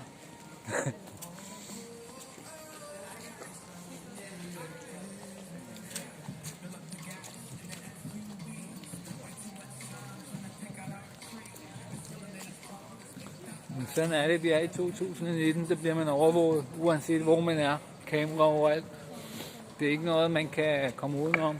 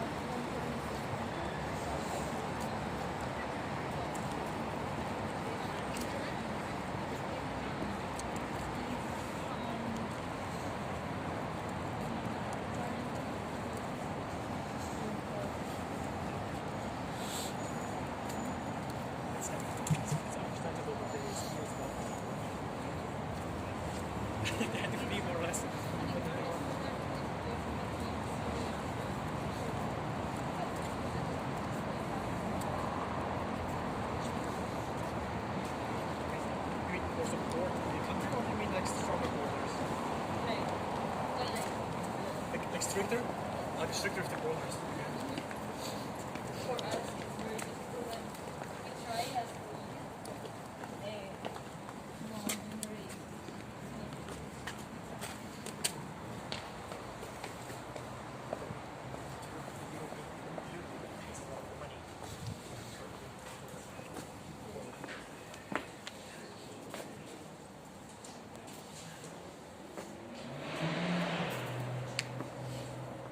Because simple favor, just little information about you. Not even your names we're asking. Just where you come from. Where are you staying here? Not because I want to stop you after the tour. Just because we try to do offline and online marketing. And in the end we ask how did you understand that there is free Sofia tour. So maybe it is Google, maybe it's your hotel that told you, or your Airbnb. And yeah, with this information we managed to get more people. It will be helpful if you sign in. If you don't want to sign in, don't sign in. Okay? Just randomly, starting with you. Good. Yeah, I did myself. So, which store to start with? The hotel and mineral waters. We have had them ever since the first known people on our land. The ones that got super crazy and obsessed with them were the Romans, because the Romans were crazy about spa procedures. And during Roman times, the Roman city of Serdica was a very big spa resort actually. And we were enjoying these 40 thermal mineral springs that we have in our city ever since these times, and we still have all of them with the water flowing unstoppable, just like the one that you saw, right? And the water comes from 700 meters down, and that is why it stays hot. And the building next to the water that you tried was a bathhouse. It was built in the beginning of the 20th century, at times when still people didn't have a bath at home. But even later on, when everybody had a private bath, the ritual of going to the public bath continued. And it was just like the nowadays spa resort, where we go to enjoy the spa procedures, also kind of a socializing place, and it was functioning perfectly and people being happy for most of the 20th century. Even during the communist times, it was with open doors. Then democracy came and ruined everything, like my grandparents would say. Yeah, funnily enough, it closed doors, and in the past 10 years, all public bathhouses that we used to have closed doors. And there is not a logical explanation at all. But the truth is that we have 40 thermal mineral springs with 80 types of hot mineral water. Water flowing constantly. Zero bugs. Okay? So we have some spa resorts, but the water there is heated artificially. Yeah, complete nonsense, and I've been asking myself or other people why. Nobody has like one clear logical explanation, so I can't give you one, which I'm sorry for. After a lot of public discussions in the past 2 years, because the building that you saw, I don't know if you like took a good look at it, but it's like a decent looking building. No renovations ever since, or like some small touches, ever since it was built. So it was staying like this closed and looking great with the pools inside, but empty. And after a lot of public discussions 2 years ago, they reopened it and turned it into a history museum. So now there is an amazing promise that tomorrow one part of the building will be reopened again, and yeah, it will be used for its original purpose, turned into a spa resort. But as we all know, tomorrow never comes. So there is always another tomorrow, another tomorrow. But yeah, this is what it is. However, the water is still used by all local people, especially during the weekend, to go to the different hot mineral springs with many bottles and big bottles and just pour the water into bottles and take it home. Not that the tap water at home is not drinkable, right? On the contrary, we can drink it, it's good water, but this one is like special, and it has different combination of minerals which help with different problems, like if you have troubles with your kidneys or stomach ache and stuff like this, drinking this water regularly can help you. Any questions about it? Okay, sorry. Hi. Hi. Welcome to the Free Sofia tour. You can join if you feel like. Здравейте. На къде отивате? Сега ще позрим тук, после ще отидем на президентството, зад президентството и после ще тръгнем Народния направо театър? отсечка. Най-вероятно ще го изпуснем. Че вече сме от един час навънка и Да. много студено им стана. Окей. Тогава приятна вечер. Но всеки ден го има тура в 11:26. Опитаме да го направим през деня. Free Sofia tour, просто Yeah, за thank you. запомняне. I know. Да, ние го видяхме. Всичко добро. Thank you. All the best. So, are you ready to hear the story of the saving of the Bulgarian Jewish people? Yeah. The story about what story? The saving of the Bulgarian Jewish people. Okay. It's a good story. Even though something bad happened during these very difficult times of war, and times that today we all know of, we managed to stay strong and do something about what was happening. Thanks. So what happened? Well, the Second World War started, and we didn't join the war because we were Switzerland on the balance. Yeah, we managed to stay neutral for 2.5 years. 2.5 years, no war for us. A lot of time when we're speaking about a world war. What happens why we joined the war in the end? Well, at some point the Nazis are at our northern border, and they're like, okay guys, we are entering into Bulgaria, but we don't plan to stay here because for us you're nobody. But we want to go to Greece because down there, things are happening, things are important. So we can just pass through your country, open the door, we can do this very peacefully, quietly, nobody will understand. Or not that peacefully if you don't cooperate. And we're like, okay, fine, we're opening the door. And our king, the one who was late, he was a good leader, a smart leader, but had no choice. And he really wanted things to happen super quietly because we were still not a very popular country for the big Western powers, let's say. And we were sure that it was going to be a very symbolic war. So we did not declare war to Russia, our nice neighbors that help us. We declared official war to UK and USA, and in our minds they will never come here because they don't even know where we're on the map. And yeah, we were right. They had no idea, especially USA, no idea at all.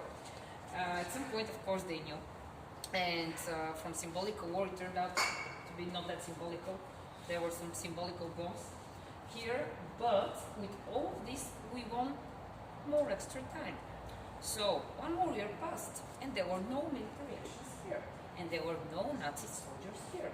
So yeah, war was going on, but people were living kind of peacefully for what it was, especially comparing with other places in Europe. However, as official or non-official allies to the Nazis, we needed to deport the Jewish people. And it was something that was done in few steps. So, I don't know if you have heard of the Nuremberg law. This was like a Nazi law, and it all started in Germany. And the chancellor there said that from now on, from the beginning of the war for them, for us a bit later on obviously, all Jewish people had to follow certain conditions. So they needed to show their identity to everybody, and they were forced to put a yellow star. And after this they were forced to give away all their money and like declare their property and so on and so forth. And after this they were forced to stop living in the big cities that they were living, and they were forced to labor camps in smaller towns and villages. So it was happening all slowly, and this, is a scenario that this is how things were happening in Germany and Poland and Russia, and we were forced to follow the very same steps. But we followed some of them.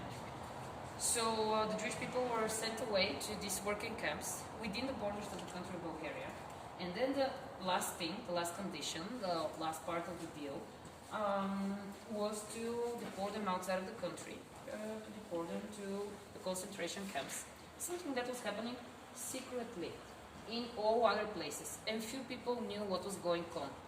But coming back here to the fact that we joined the war later, that there were no or almost no Nazi soldiers here, no real military actions, and so on and so forth, information was flowing freely. It was freedom of speech, just like it is today for many countries, not for all the countries in the world, of course. And it was all covered by the media, and at some point there was this massive leak of information. So if you have heard of WikiLeaks recently, offline version, out of nowhere, everybody started to speak about it, about what was really and literally going on and where these people were going to be sent. So people started to organize peaceful marches. Bulgarian priests, Christian priests started to open doors of churches to hide Jewish people. And at some point, when a train was going to go, and it was all loaded with local Jewish people, one of the main priests, so here in Bulgaria in the church we have the patriarch, and then we have like the second priest, who is almost equal to the patriarch, and patriarch is equal to the Pope in Rome. He just went in front of the train and stopped the train, lay down, and this was also covered by the media, and said that the train with all the Jewish people could go just over his dead body. So the train never left. And all of this led to the fact that at some point our king, ruling the country and being in charge of everything, had to say no to Hitler. As you can imagine, no single person could just say no, I'm not going to send you any Jewish people, because it was all going to end up badly for all innocent people living in the country from all different religions. So he decided to use his good habit as a Bulgarian politician, and he started to cheat, and he started to lie. So he was asked 3 consecutive times, when finally are you going to send me the Bulgarian Jewish people? And 3 consecutive times he said tomorrow. Because 3 consecutive times he said that they are sent in working camps within the borders of the country of Bulgaria, but they need to finish their construction work. And tomorrow they'll finish the work. And he'll send them tomorrow. So it was all happening in time, month after month after month. At some point, the Nazis started to lose the war. The course of the war changed, and they stopped asking any questions. They had a lot more serious trouble, and forgot about this matter. So in the end, we managed to save these people. Any questions about this story?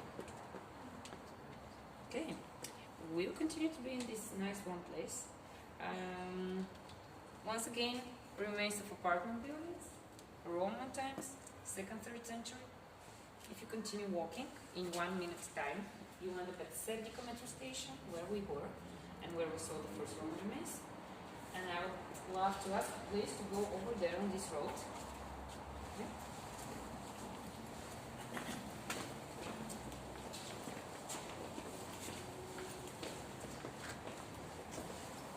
Imagine that you're Roman gladiators. They feel the power of these stones. So, original part of the 2nd century Decumanus Maximus. This is the road that was connecting the west to the east. If you continue straight, at some point you just need to climb up the stairs, obviously, otherwise you'll bump your head in a Roman stone. You end up at the Catholic Cathedral. Where is the western gate? Eastern gate is over there. You get closer to it. So just to connect the whole picture for you, what we did, we started 5 minutes diagonally from here with the first church, and we were most of the time on the 21st century level of the city. Just one time we climbed down 2 minutes away from here and continued down to the mosque and to the bathhouse, which are 2 minutes away from us. Just made like a semicircle to end up here again. And this is how big the Roman city of Sergica is to be. Okay, you could walk it all for 10 minutes. Now walk a little bit in order to get closer to the fortress, to the gate. Now to the gate.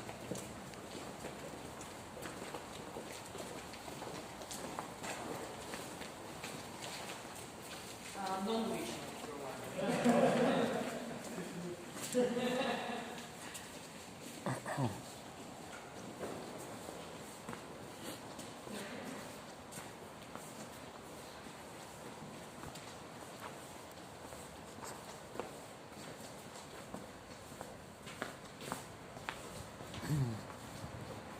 Så jeg skulle lige nødt til at forlade den, fordi ellers så mister jeg forbindelsen hernede. Så jeg skal pisse her meget. Hvad skal jeg pisse?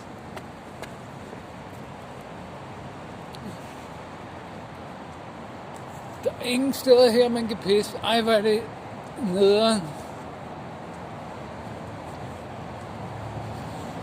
Jeg ved ikke, om jeg nogensinde har skulle pisse så meget. Hvad skal jeg pisse? Men jeg ved godt, hvor de skal hen, så jeg catcher op med den lige om lidt, hvis alt er i orden. Nu skal jeg i hvert fald bare pisse.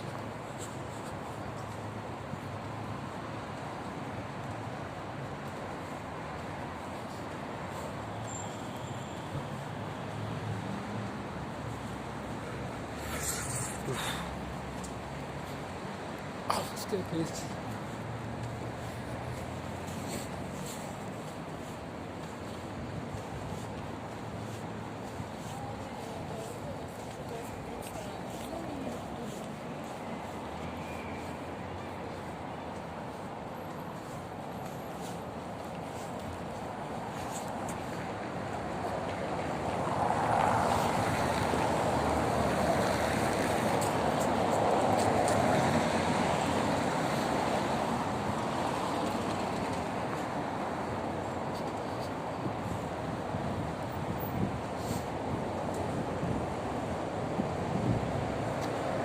Faktisk, hvor fanden skal jeg pisse hen?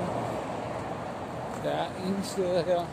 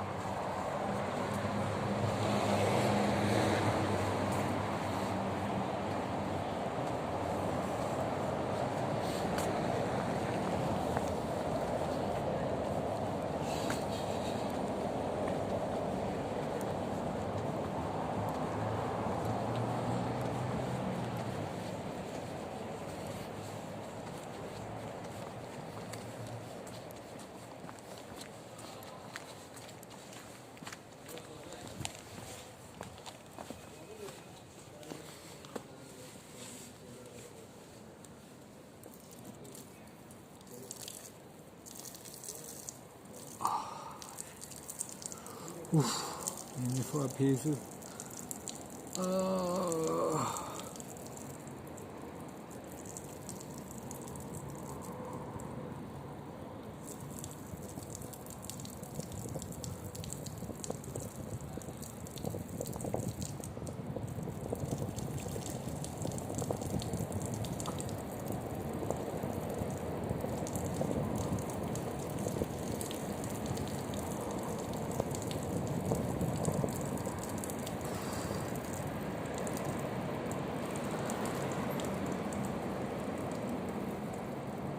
Jeg har aldrig skulle pisse så meget før.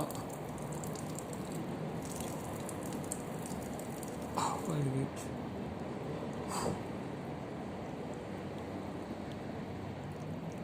Hvor kommer der meget væske ud.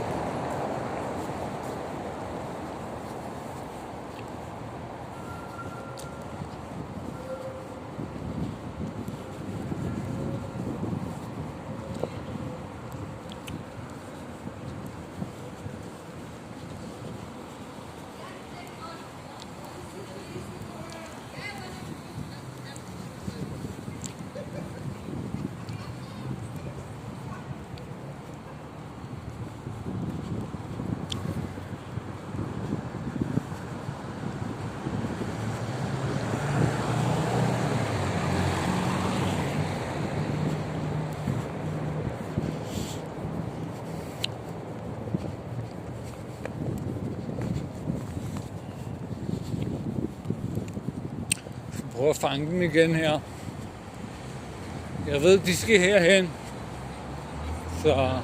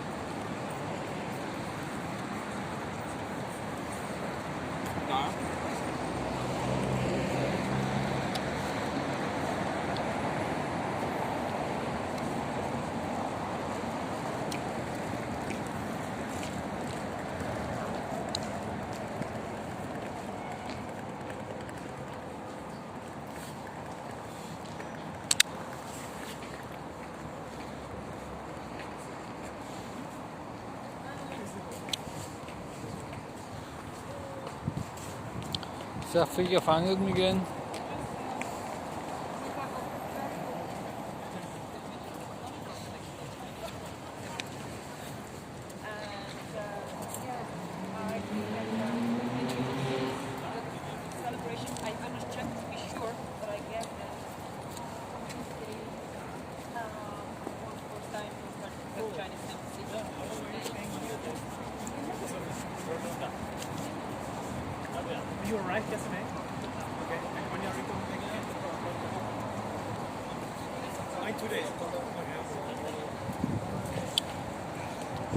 Vi kommer sgu ind her bag politibarriererne ind hos præsidenten.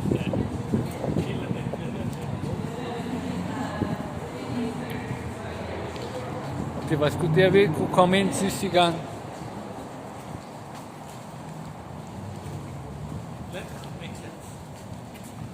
Her har jeg aldrig været før inde i præsidentpaladset. Det var sgu nice nok. Okay, it's super windy here. Take a look. And if you don't feel like staying here, just move a little bit.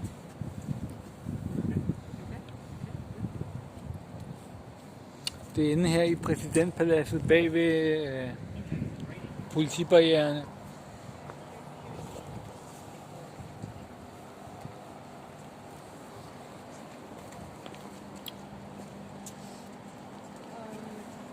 So this is the back of our presidency. The president in Bulgaria only has representative power. You can think of him as the queen in UK, for example. The real power is in the hands of the parliament. I don't know if you realized that just on the other side, before we went down on the stairs, like you saw that this and like 3 big massive buildings, okay? They're part of this triangle of power. So presidency on the opposite side, council of ministers or government, and the building in the center, parliament or national assembly. And they have the main power in our country today. So yeah, prime minister.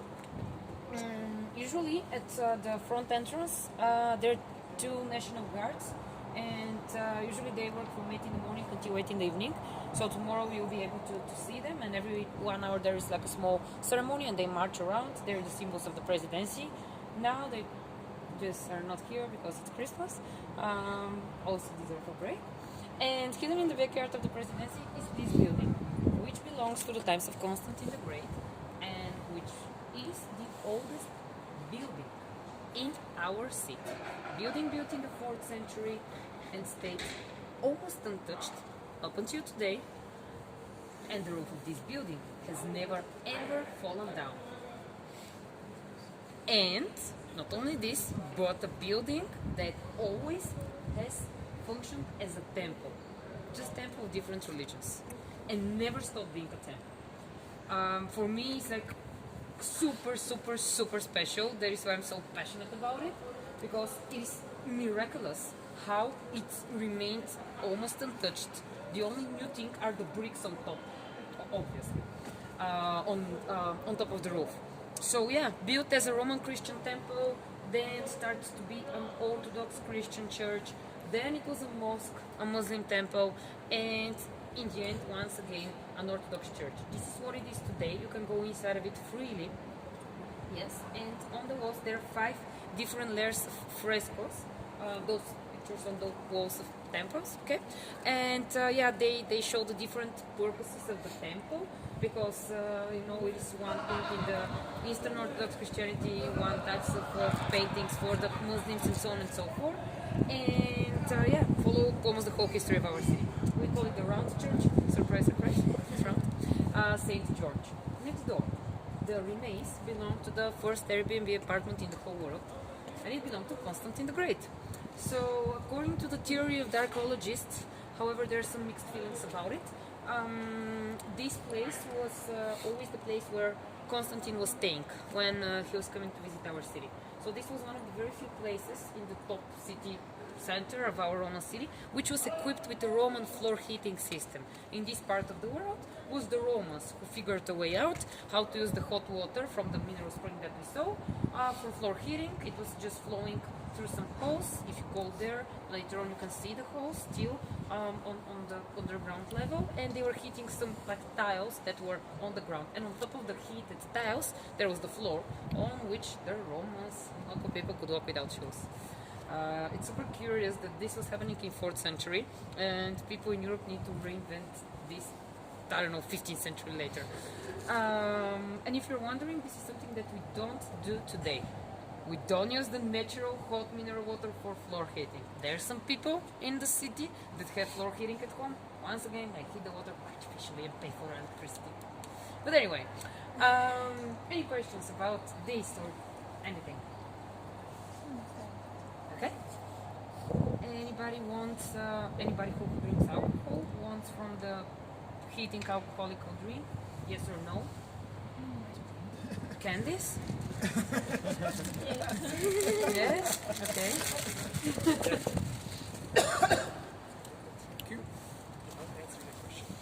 Without answering the question.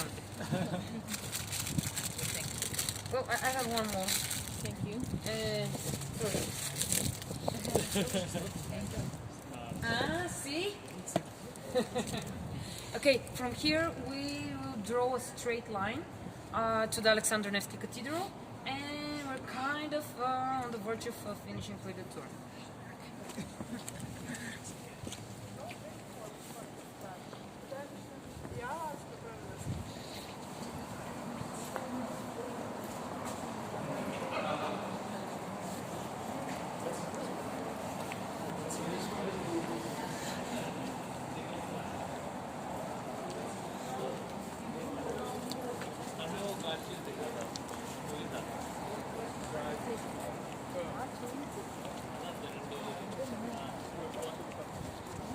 Det var lige herinde i præsidentens palads, vi var inde.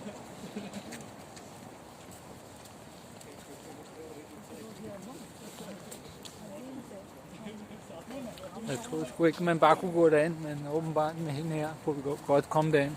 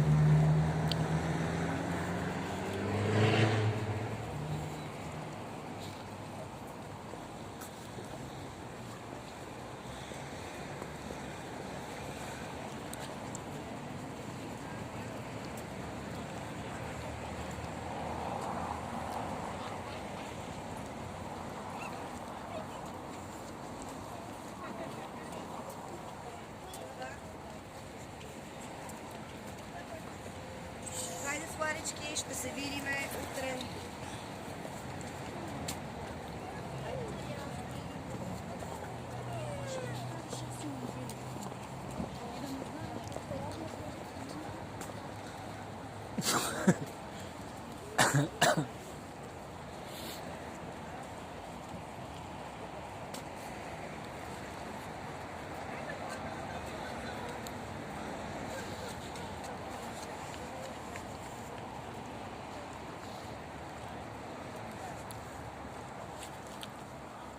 Jeg tror faktisk, hun har kortet turen rimelig meget ned. Hun gider ikke, måske er det fordi kameraet det giver hende paranoia. Men det kan jeg sgu ikke sige.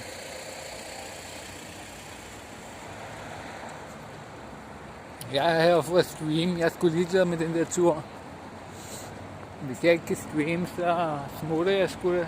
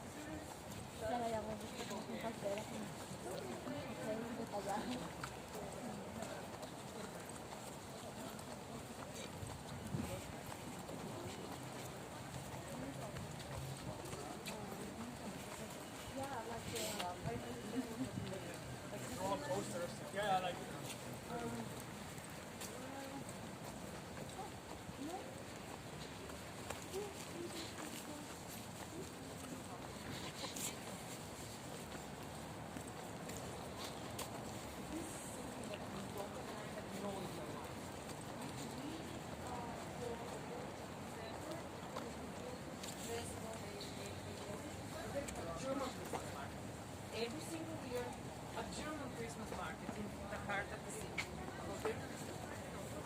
Is there wine? This is standard wine.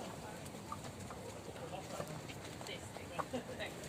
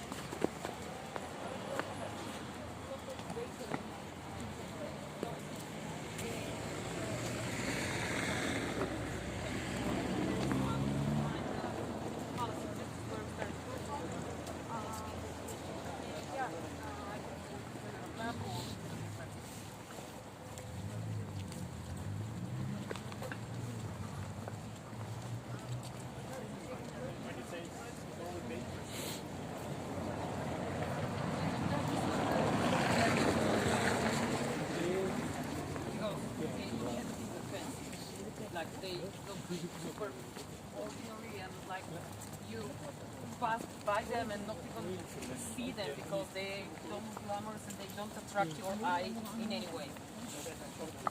Okay.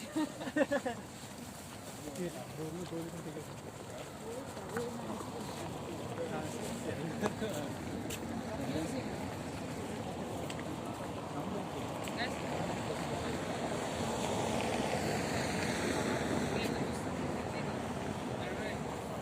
We cross here. And it's not a place to cross. We do it fast.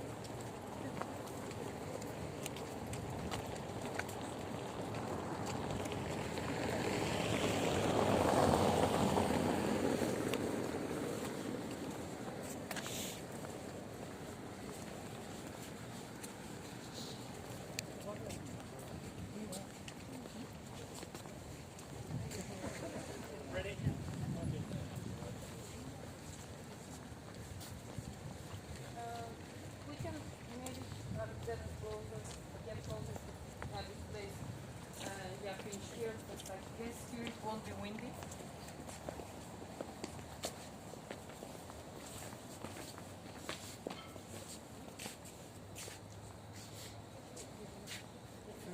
Okay.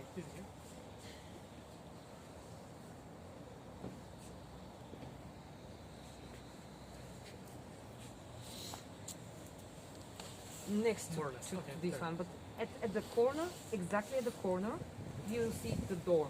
Okay.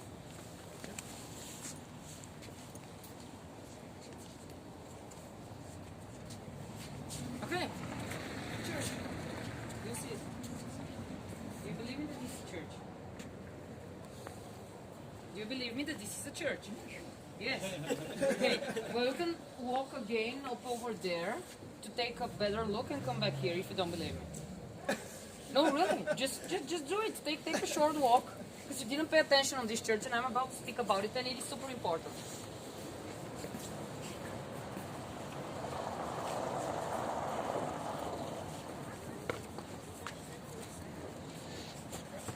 Yeah, a church. Do we all agree on this? For the vitrals. Yes, so it has a cross and it is a church. I was just joking with you.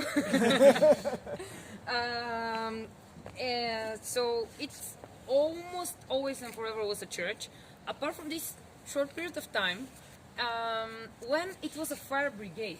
So this was the office of the local firemen in 18th and 19th century. This was a point a little bit up higher of the other level of the city. You didn't realize this because you were too focused on not die from cold, but we climbed up a little bit. And if you look at this direction and think of the Eastern Gate, Surgical Metro Station, and so on and so forth, okay? So it is straight line from here, 5 to, I don't know, max 10 minutes walking distance. So this church, when it was built, it was not inside of our Roman city, but it belonged to the city. Around it was the place where ordinary people were living. So we saw the apartment buildings of the fancy people. Here were living the ordinary people. And this church was built in the 6th century. And it was built together with one other church, which happens to be today in the city of Istanbul. These two churches were built because in the 6th century there was a new wave of promoting the Christianity religion within the Roman Empire. And the Roman Emperor chose two strategical locations, Constantinople, today's Istanbul, and our city, and built two identical churches, but ours is smaller. They are cross basilica. If you look it from above, it looks like a cross. And he knew that a lot of people were coming here, and he were promoting Christianity this way. The name of this church is Saint Sofia. Any bells ringing? Yes. Okay. So the original name is Hagia Sophia. This comes from Greek and it means holy wisdom. Saint Sophia means holy wisdom. It is believed that the wisdom is one of the faces of God himself, just a different interpretation. And this Saint Sophia church is the pure, original, authentic symbol of our city. Why? practical reason, guys. Super logical and practical reason. Ever since the 6th century, this was the biggest church of our city for ages. Up until in the mid-20th century, we built this fancy cathedral here. This was the biggest church. So 6th, 7th, 8th century and so on and so forth. The very first thing that everybody was seeing when they were coming to visit our city was this church. And everybody was pointing to it and shouting, hey, look at Sofia. Oh, we made it to Sofia. And Sofia, I don't know what, day after day. Everybody was referring to our city with the name of the church and not with the name of the city itself. And this is how in the end local people just gave up and were like, okay, fine, we will rename our city after this church. And this is how it turned to be the symbol of our city, and we got the name of our city, Sofia, after the church. What was the name for Sofia? Serdica, and with a little bit of like changing of the pronunciation of Serdica into something Slavic, which again means in the center, it was Sredec. So if you go inside of this church, today you will visit an Orthodox Christian church, but on the floor you can see Roman mosaics because the church in 6th century was constructed on top of an early Christian Roman church. Plus, next door were found remains of tombs because this place, back in the days, was the necropolis of the city. So stored inside of the church, but once again downstairs, underground level, is a little Roman museum which will show you once again these Roman remains of the churches and speak about Constantine the Great and so on and so forth. If you are open to museums, one place worth visiting. The church is free. Downstairs, the museum is not free. But if you don't want to pay, there are some like glasses on the floor and you can sneak and check something. This monument here, I believe that in many places around the world, in other cities, there are similar monuments. It is called the Monument of the Eternal Flame, or the Unknown Hero, Unknown Soldier, so the flame never stops burning. When I was little, I really believed that it's a magical fire, it rains and no, it never stops burning. Obviously, the reason is not this, no magic here. But yeah, it represents the eternal memory that we'll keep for all Bulgarian soldiers. Final church is this one, Alexander Nevsky. This is the Patriarchal Cathedral of Bulgaria. So again an Orthodox church, but much more representative than all other modest, smaller churches that we saw. And according to the official version, we built it in the first part of the 20th century. Maybe like this, if you want to see it better. In order to say thank you, Russians, that you helped us with the saving from the Ottomans, the Turks. According to the non-official version of the record, we didn't want to say thank you to anybody, but we wanted to build the biggest, most massive church on the Balkan Peninsula. In order to build the biggest of anything, you need the big money. As you can imagine, we didn't have any money, as always. So we decided to trick the Russians a little bit, because obviously they love to help us always and forever. And we told them that we want to express our deep good feelings that they sent soldiers here and helped us and so on and so forth, and that we'll do this by constructing a big and massive church.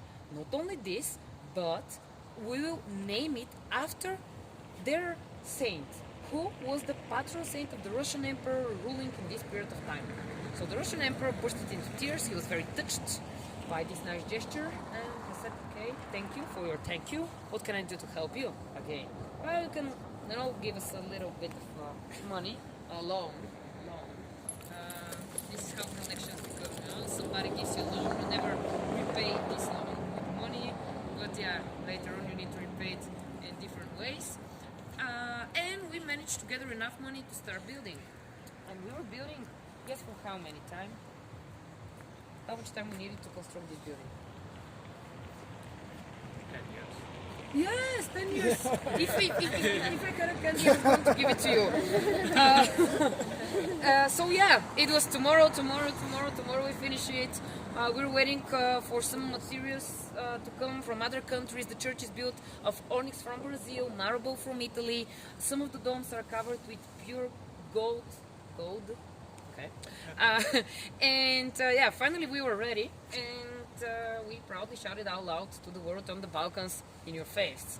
We have the biggest church, 53 meters high, capacity, 5,000 people, because happiness is in the smallest things, like who has the biggest church. And the competition was done.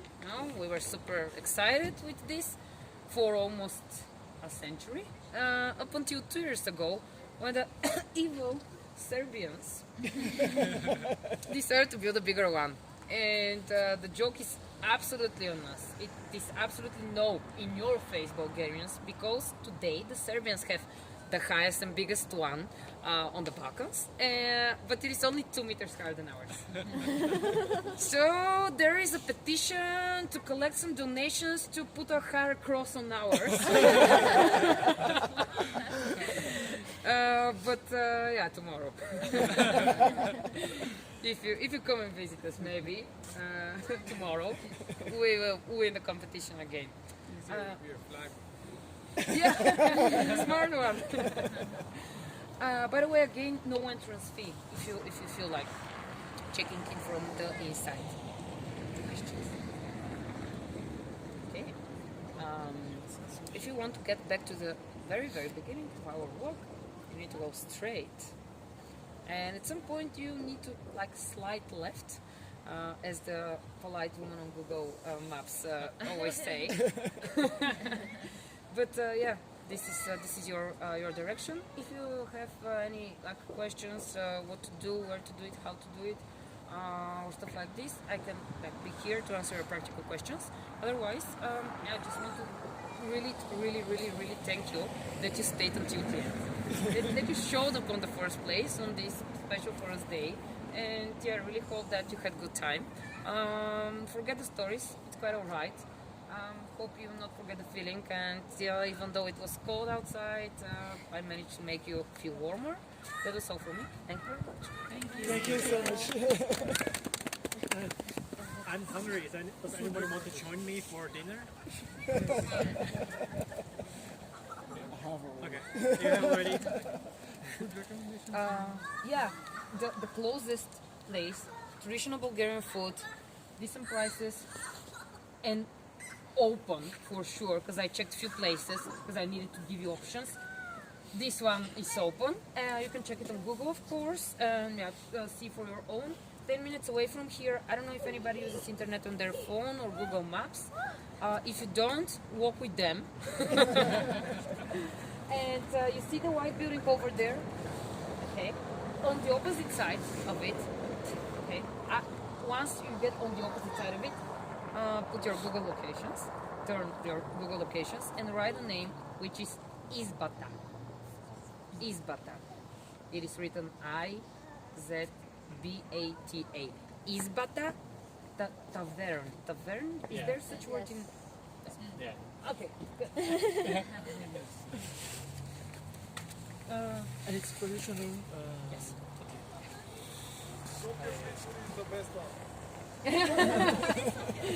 Thank you. This is a real promotion. Sofia, happy holidays. All the best. Have a nice evening. Много ви благодаря. Весела Коледа.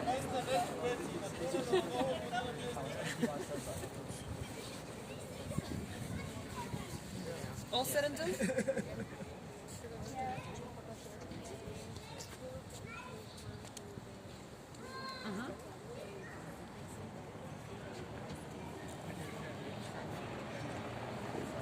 Yeah.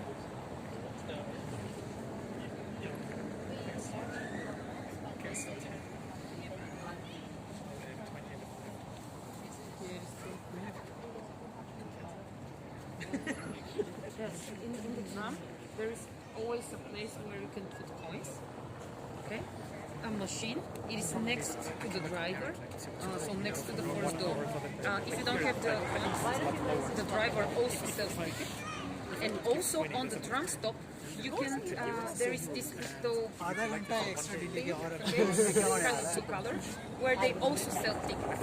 Also for like a good option from Serdica metro station. The woman sells this daily ticket for only 4 Bulgarian leva. And it is for all transport for all day. Otherwise, you need to pay 1.60 every single time. Because if you are in one tram, it doesn't work like if you buy it from the tram, it doesn't work anymore if you go down from the tram. So best option is from the Serdica metro station to have this daily ticket for 4 Bulgarian leva. You're very welcome. Thank you very much. Thank you very much. It is Thanks. from him and me. Thank you. Yeah, thank Thank you. you. Thanks. Thank you. Thank you very much. You too. You too. Merry Christmas. You will find your place or De gav hende lige nogle penge. Okay. Well, really thank you so much for being here.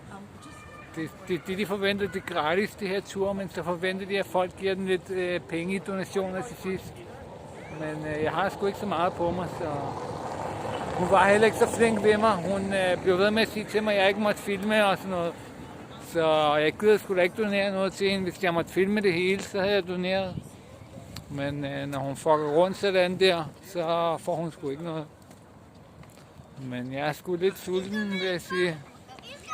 Jeg tænker, jeg vil tage ned til McDonald's. Tage med ned og spise.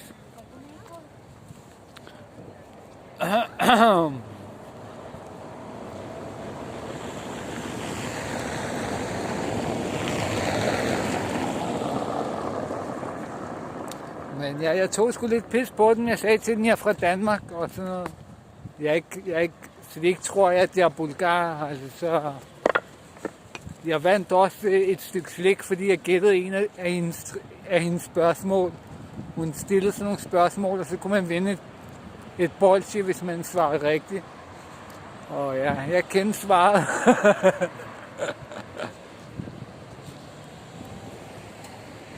Så sådan er det. Når man er de holder de der tours 4 gange om dagen, og det er nogle forskellige. Det er ikke én person, det er ikke hende, der laver den hver gang. Så jeg kan blive ved med at tage hen på de der tours og drikke mig fuld. Og ja, altså få lidt gratis brud, og så få en lille tur i Sofia og tage pis på den.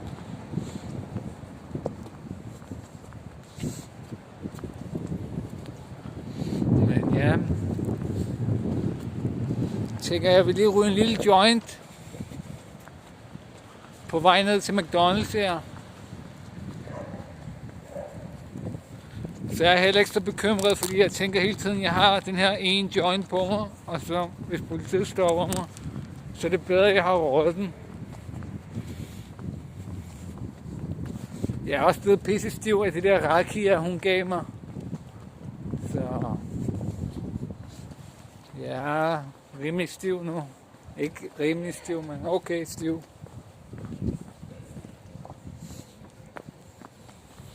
Godt, jeg har den her joint her. Det er sådan en lille tynd en spliff. Men det er fordi når det er med det her, der er politiet det ved siden af mig, jeg skal lige passe på. Når det er med det her grønne stof, så behøver den ikke være så stor.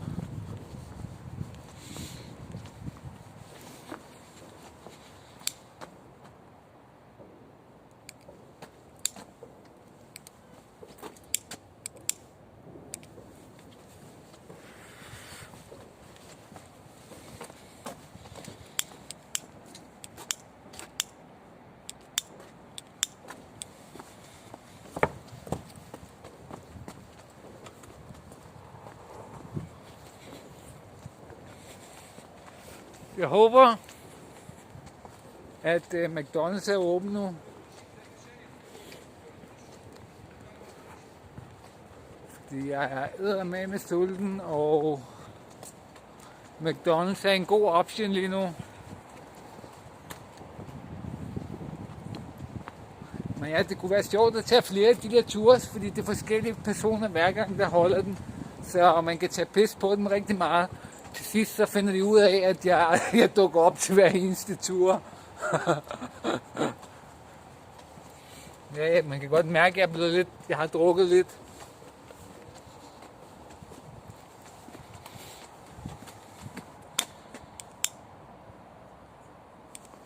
Men det er også det er sjovere at tage pis på folk, når du har drukket. Hvis du ikke har drukket, så er det lidt svært at tage pis på folk, men når du har drukket, så...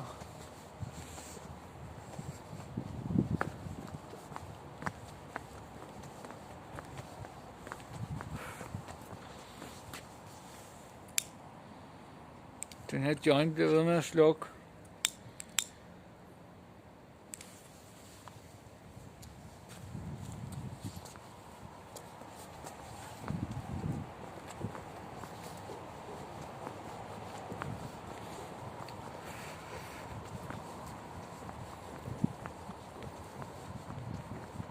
Så der ryger en joint, og politiet de er lige foran mig. Jeg skal lige vende kameraet.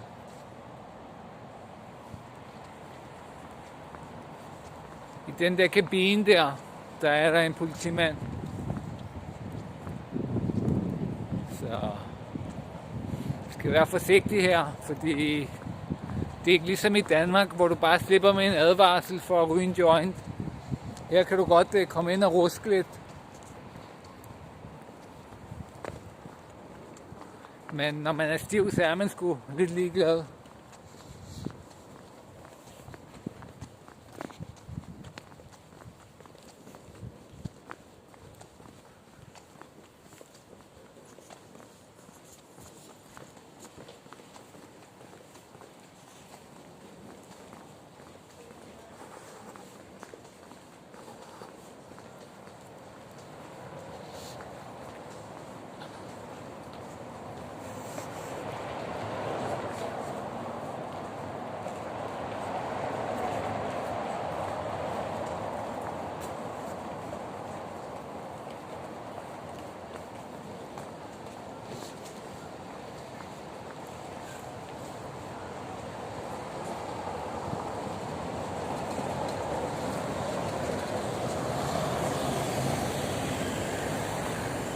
Det er rimelig dødt i dag, fordi det er den 25.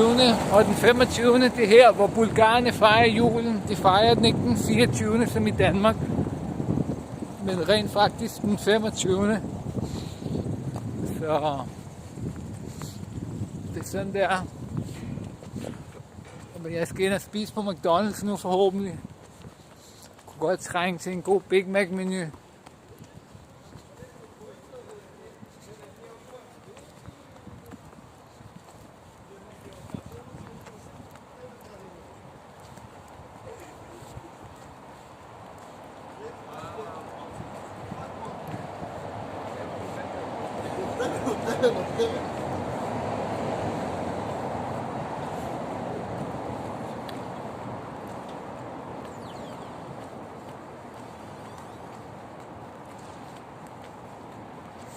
Det er her, når vi er helt inde i byen, så er der en masse sådan nogle kabiner der, og det er politiet, der er inde i dem. Du kan se, der er en betjent der.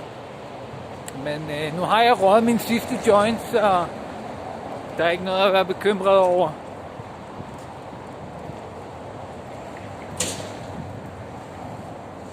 Kan I se politiet her, fordi det er helt inde i byen. Så der er sådan nogle politikabiner. Man burde næsten tage lidt pis på den, bare stå og filme den. De vil sikkert ikke kunne lide det.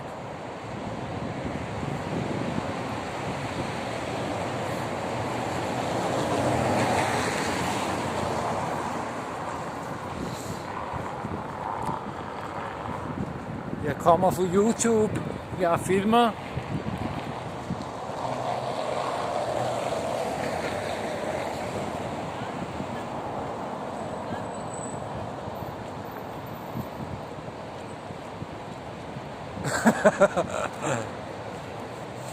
Jeg får sgu griner på, når jeg tænker.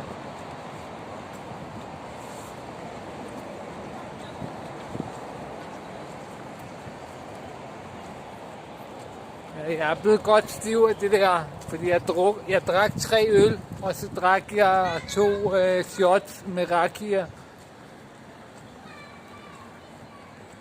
Så det har ramt mig, og så har jeg røget 2 joints også. Så det har ramt mig, vil jeg sige. Så en god McDonald's lige nu, det er det, man kan håbe for bedst. Håber bare ikke, de er lukket. Så er det ikke godt.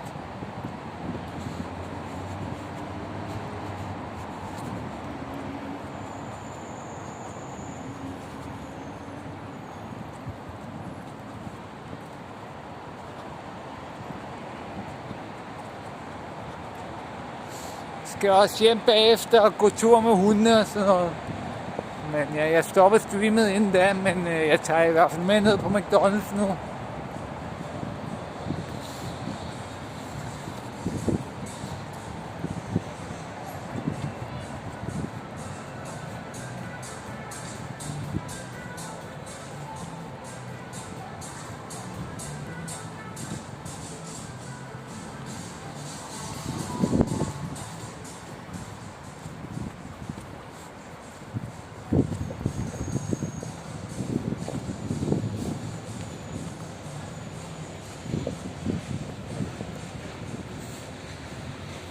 Men der var sgu noget af hende, der ikke ville lade mig filme hende, mand. Lige fra starten af. Jeg vil ikke have, du filmer mig. Der ødelagde hun det hele. Så får hun sgu heller ikke nogen donation til sidst. Så det var fandme ikke okay, jeg ødelægge mit livestream på den måde.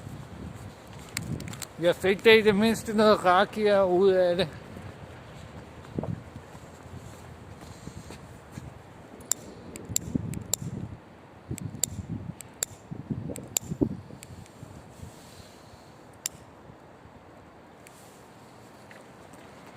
Jeg skulle lige tænde en smøg.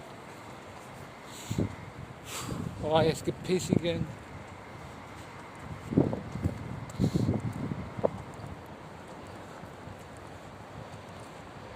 Men McDonald's, det er lige her over for moskeen. Så jeg er der snart. Jeg håber ikke, de brokker sig over, at jeg filmer.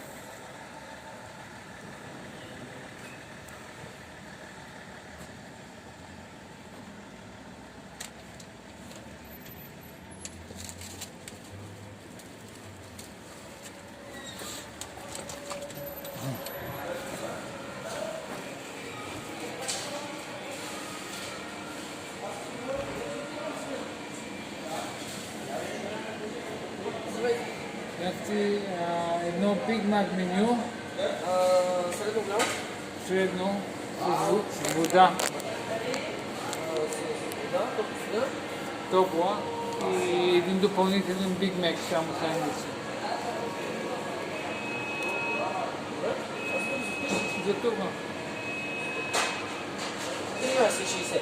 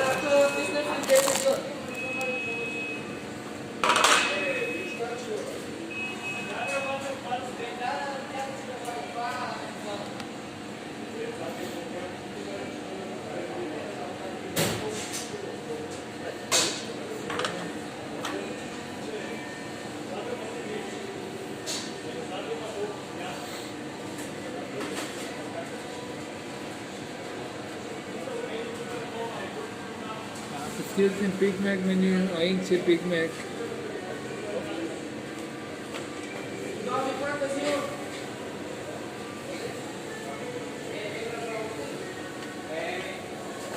Clean. Ciao. Ah, das ist schick.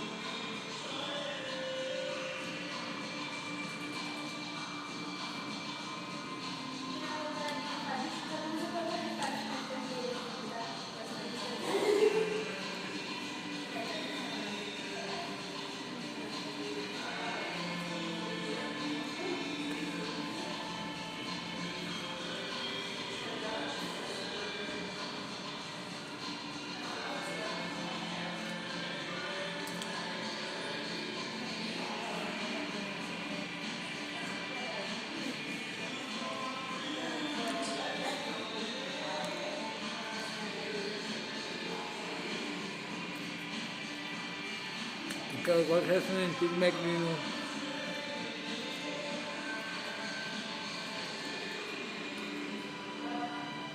Nå, fandme godt.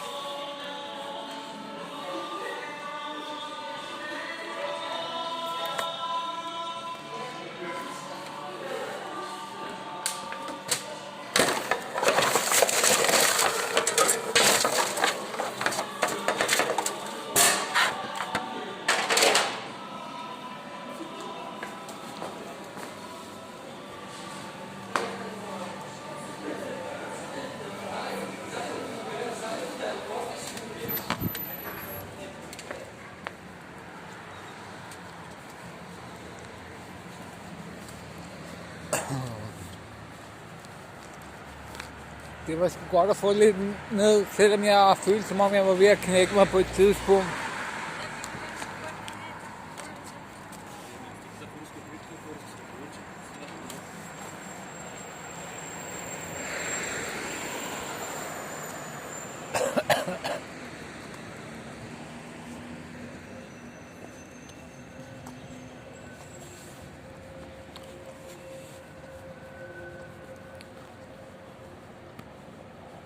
Kom nu.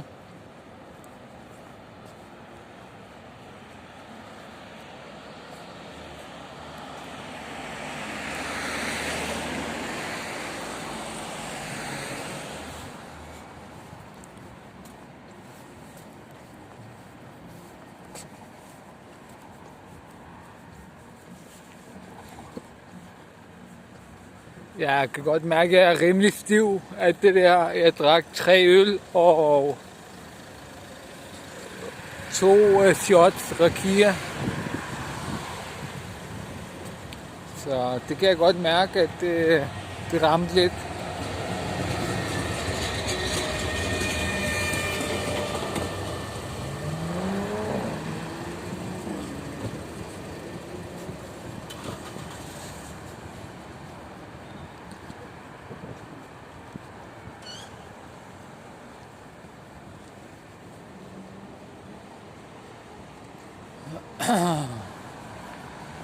Hvad er klokken? 8:30. Bussen. Jeg burde kunne tage bussen hjem.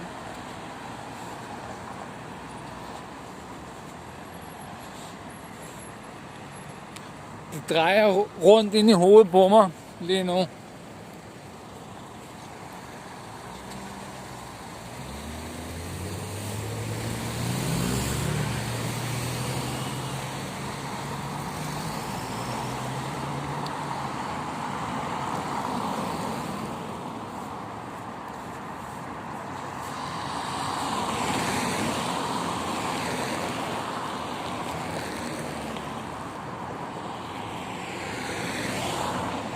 Der er sgu et eller andet julepøl, men det kom først op i dag.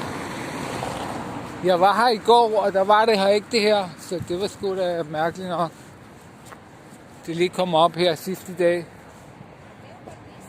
Helt inde i centralt i byen.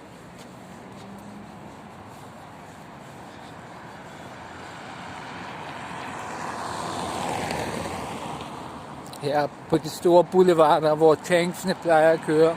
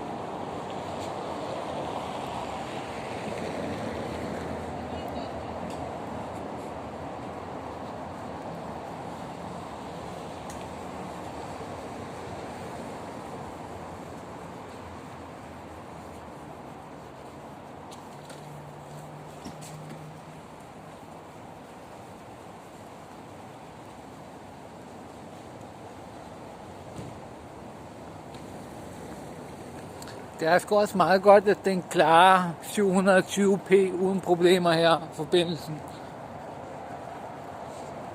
Vi har noget af det bedste internet i Europa her i Bulgarien faktisk, så det er meget godt. I USA kan de dårligt nok køre med det her. I USA har de rigtig skåret internet.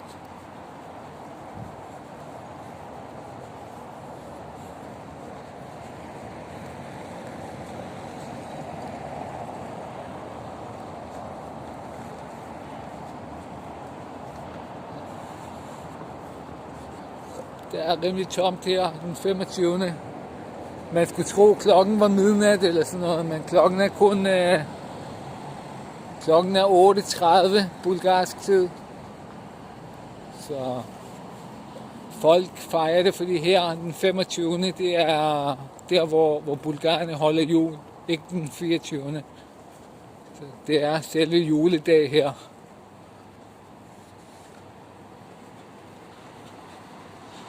Men jeg har ikke rigtig noget familie her at holde det med, så der er ikke så meget for mig at lave.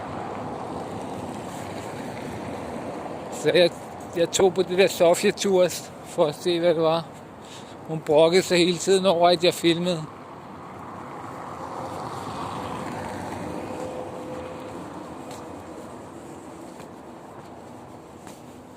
Jeg vil lige se, hvem det er, der går bag ved mig.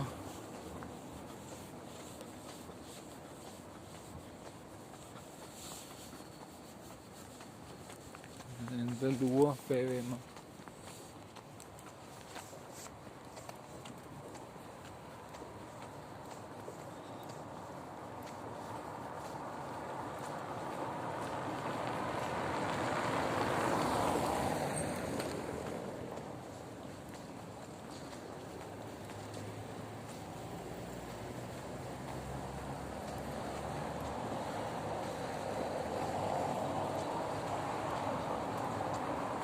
Han går og gemmer sig på kameraet, ser det ud til.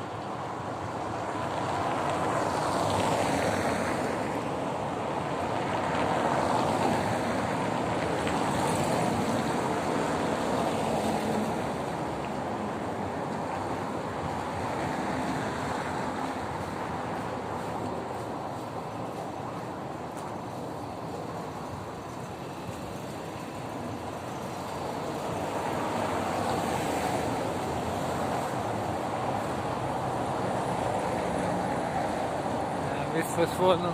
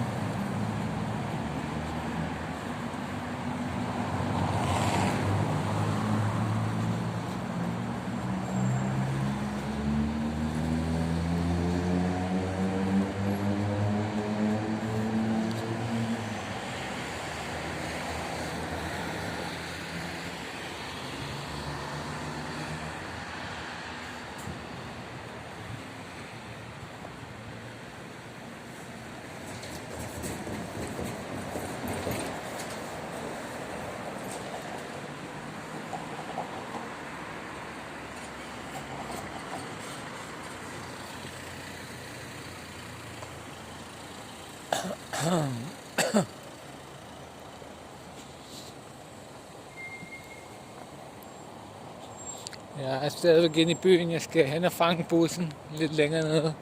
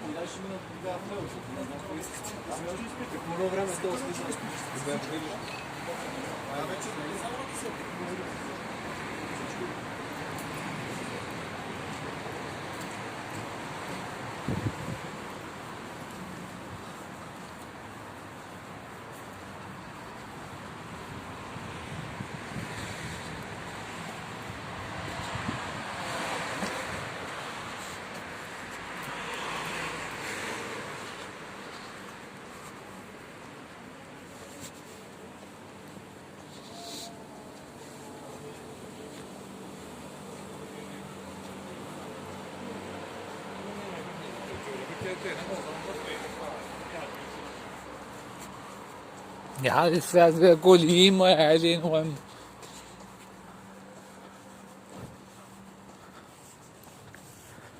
Så kameraet ryster sikkert også lidt mere end sædvanligt.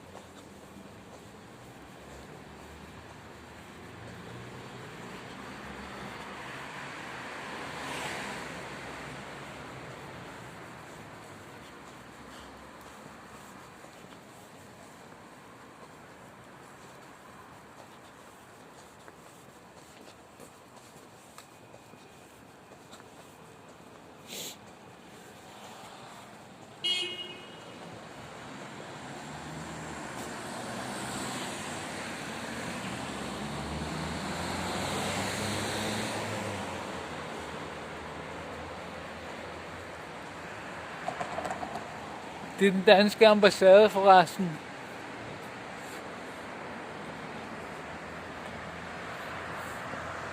Dansk territorium.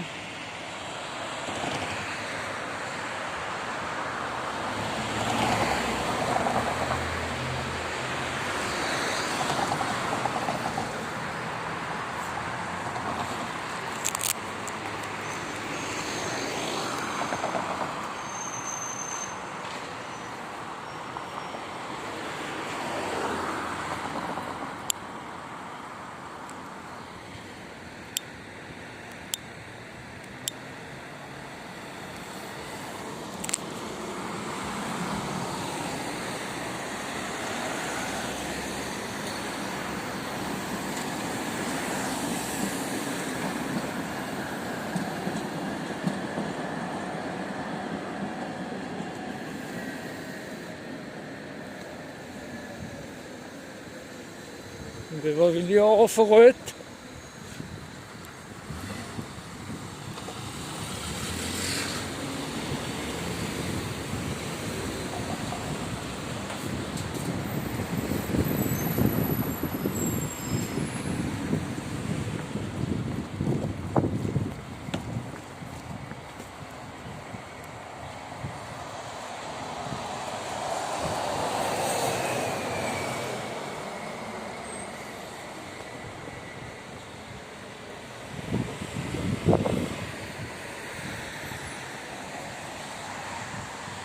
Тролейбус номер 1. Стига след 7 минути. Min bus kommer om 20 minutter. Стига след 27 минути.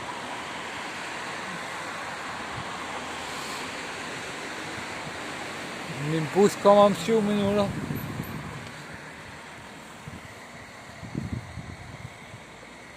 Jeg er helt væk fra det der alkohol. Jeg plejer ikke at drikke så tit, så det rammer mig hårdt.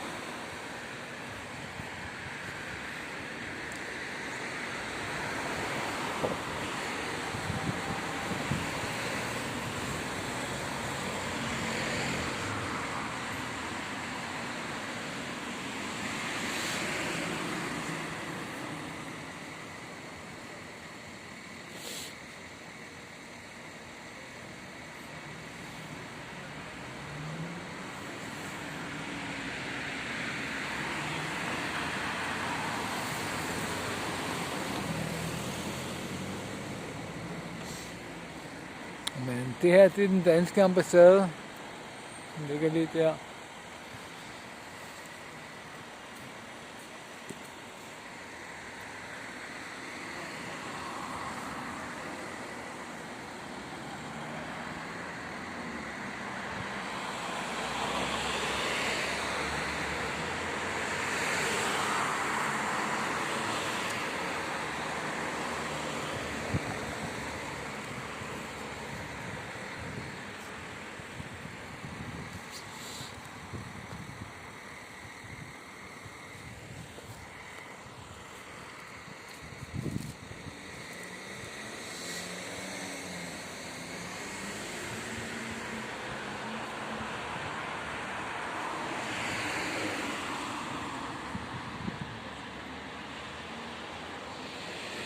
Тролейбус номер 1.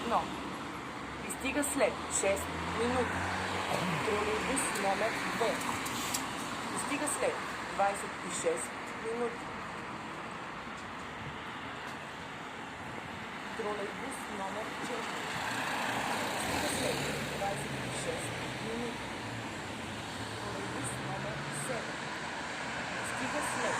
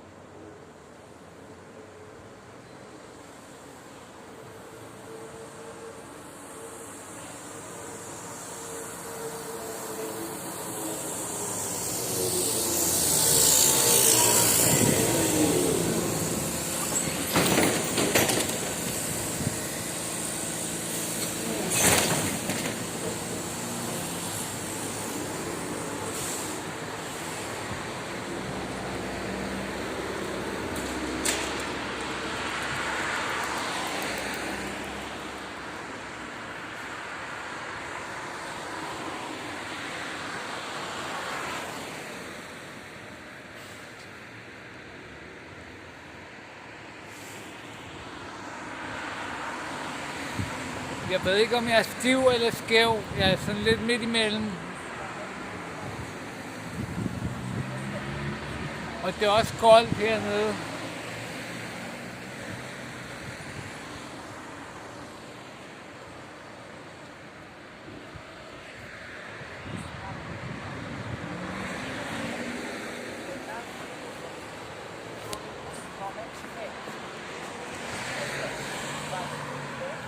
Nu stod der lige pludselig, at min bus kommer om 1 minut. Det er jo godt nok.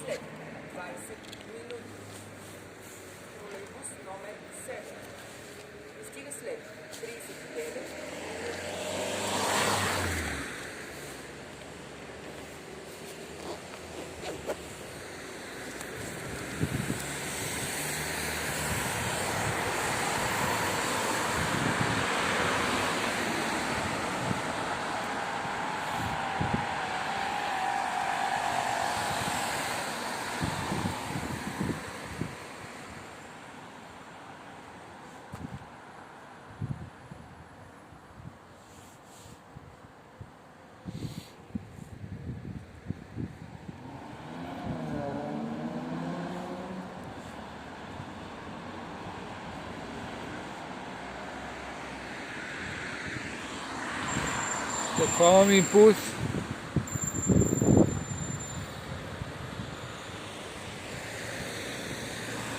Tror jeg.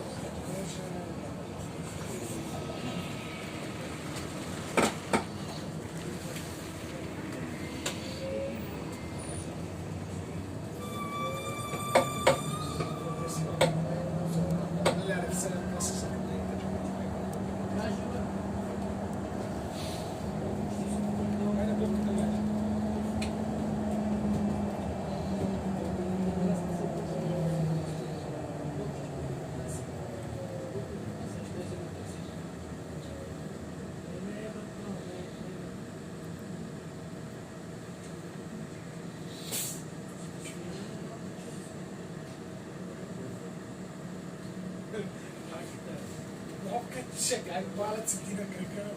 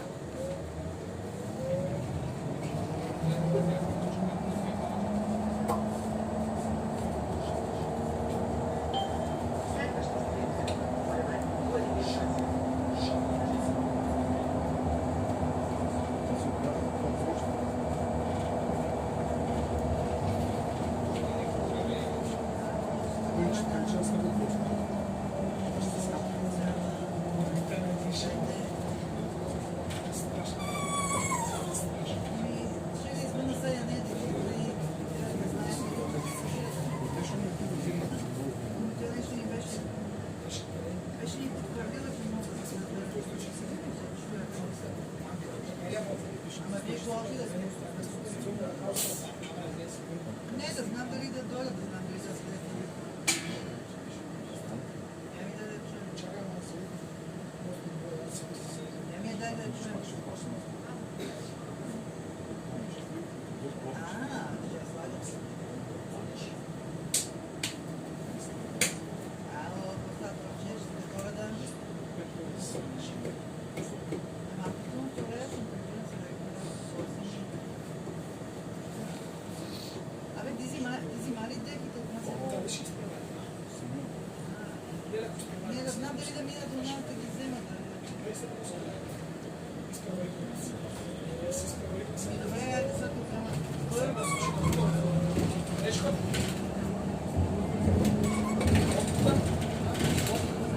Аз тогава ще влезе на вашата спирка.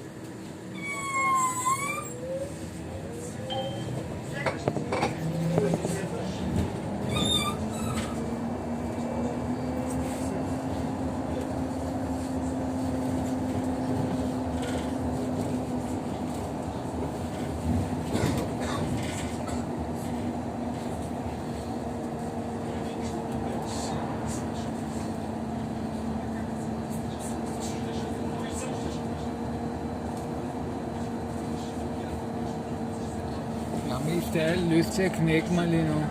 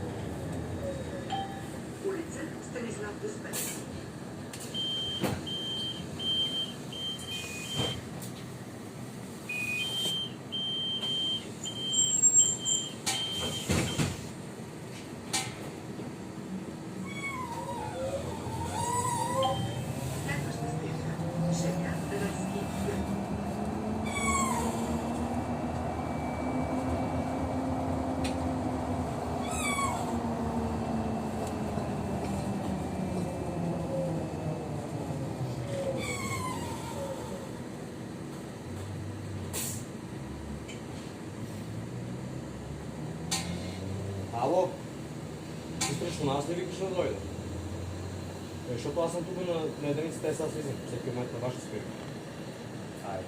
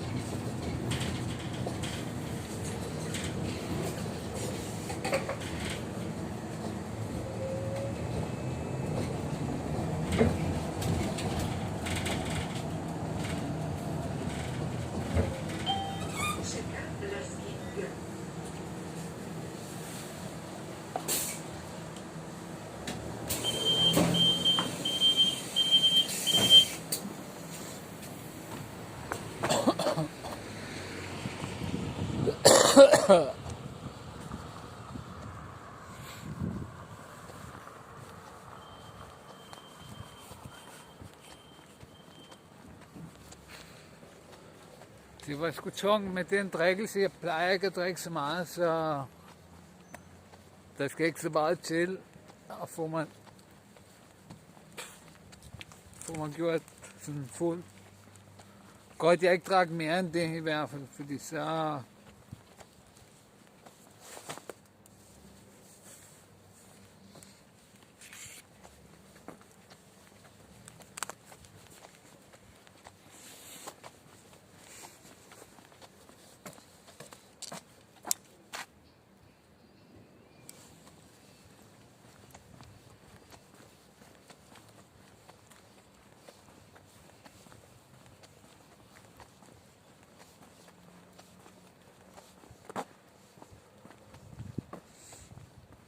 skal jeg hjem i varmen, sidde et par timer, og så skal jeg ud med hundene bagefter.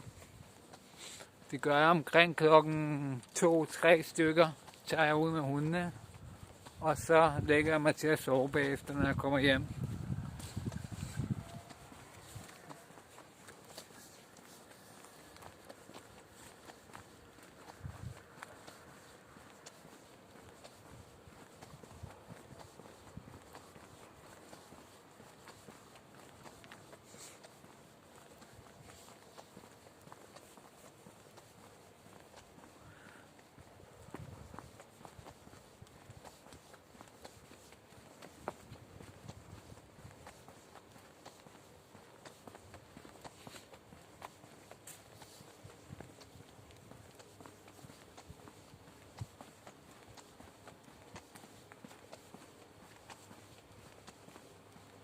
Lige faktisk den her kiosk her, kan jeg lige købe noget.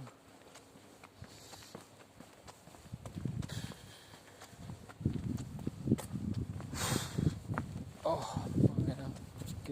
Skæv eller stiv, jeg ved ikke. Begge det.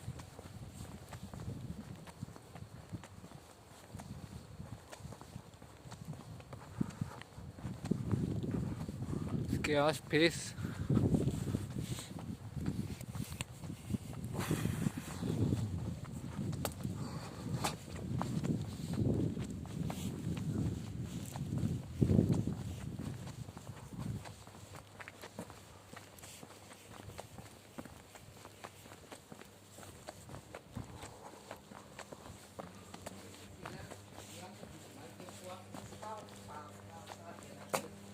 Здрасте. Здравей.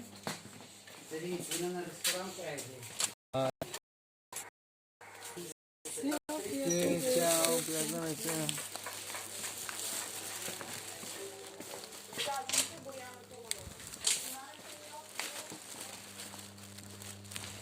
Forbindelsen blev lige lidt dårlig derinde.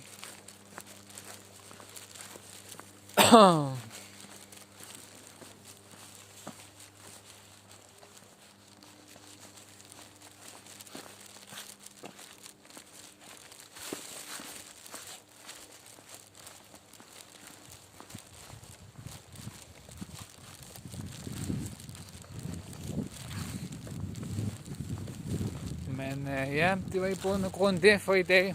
Jeg ville tage med ind til at se det der Sofia Tours. Så jeg håber, I nød det. Og så ses vi igen snart. Mongo TV ude her.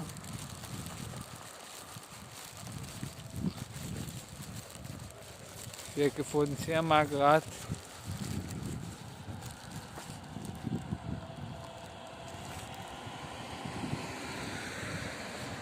Vi ses.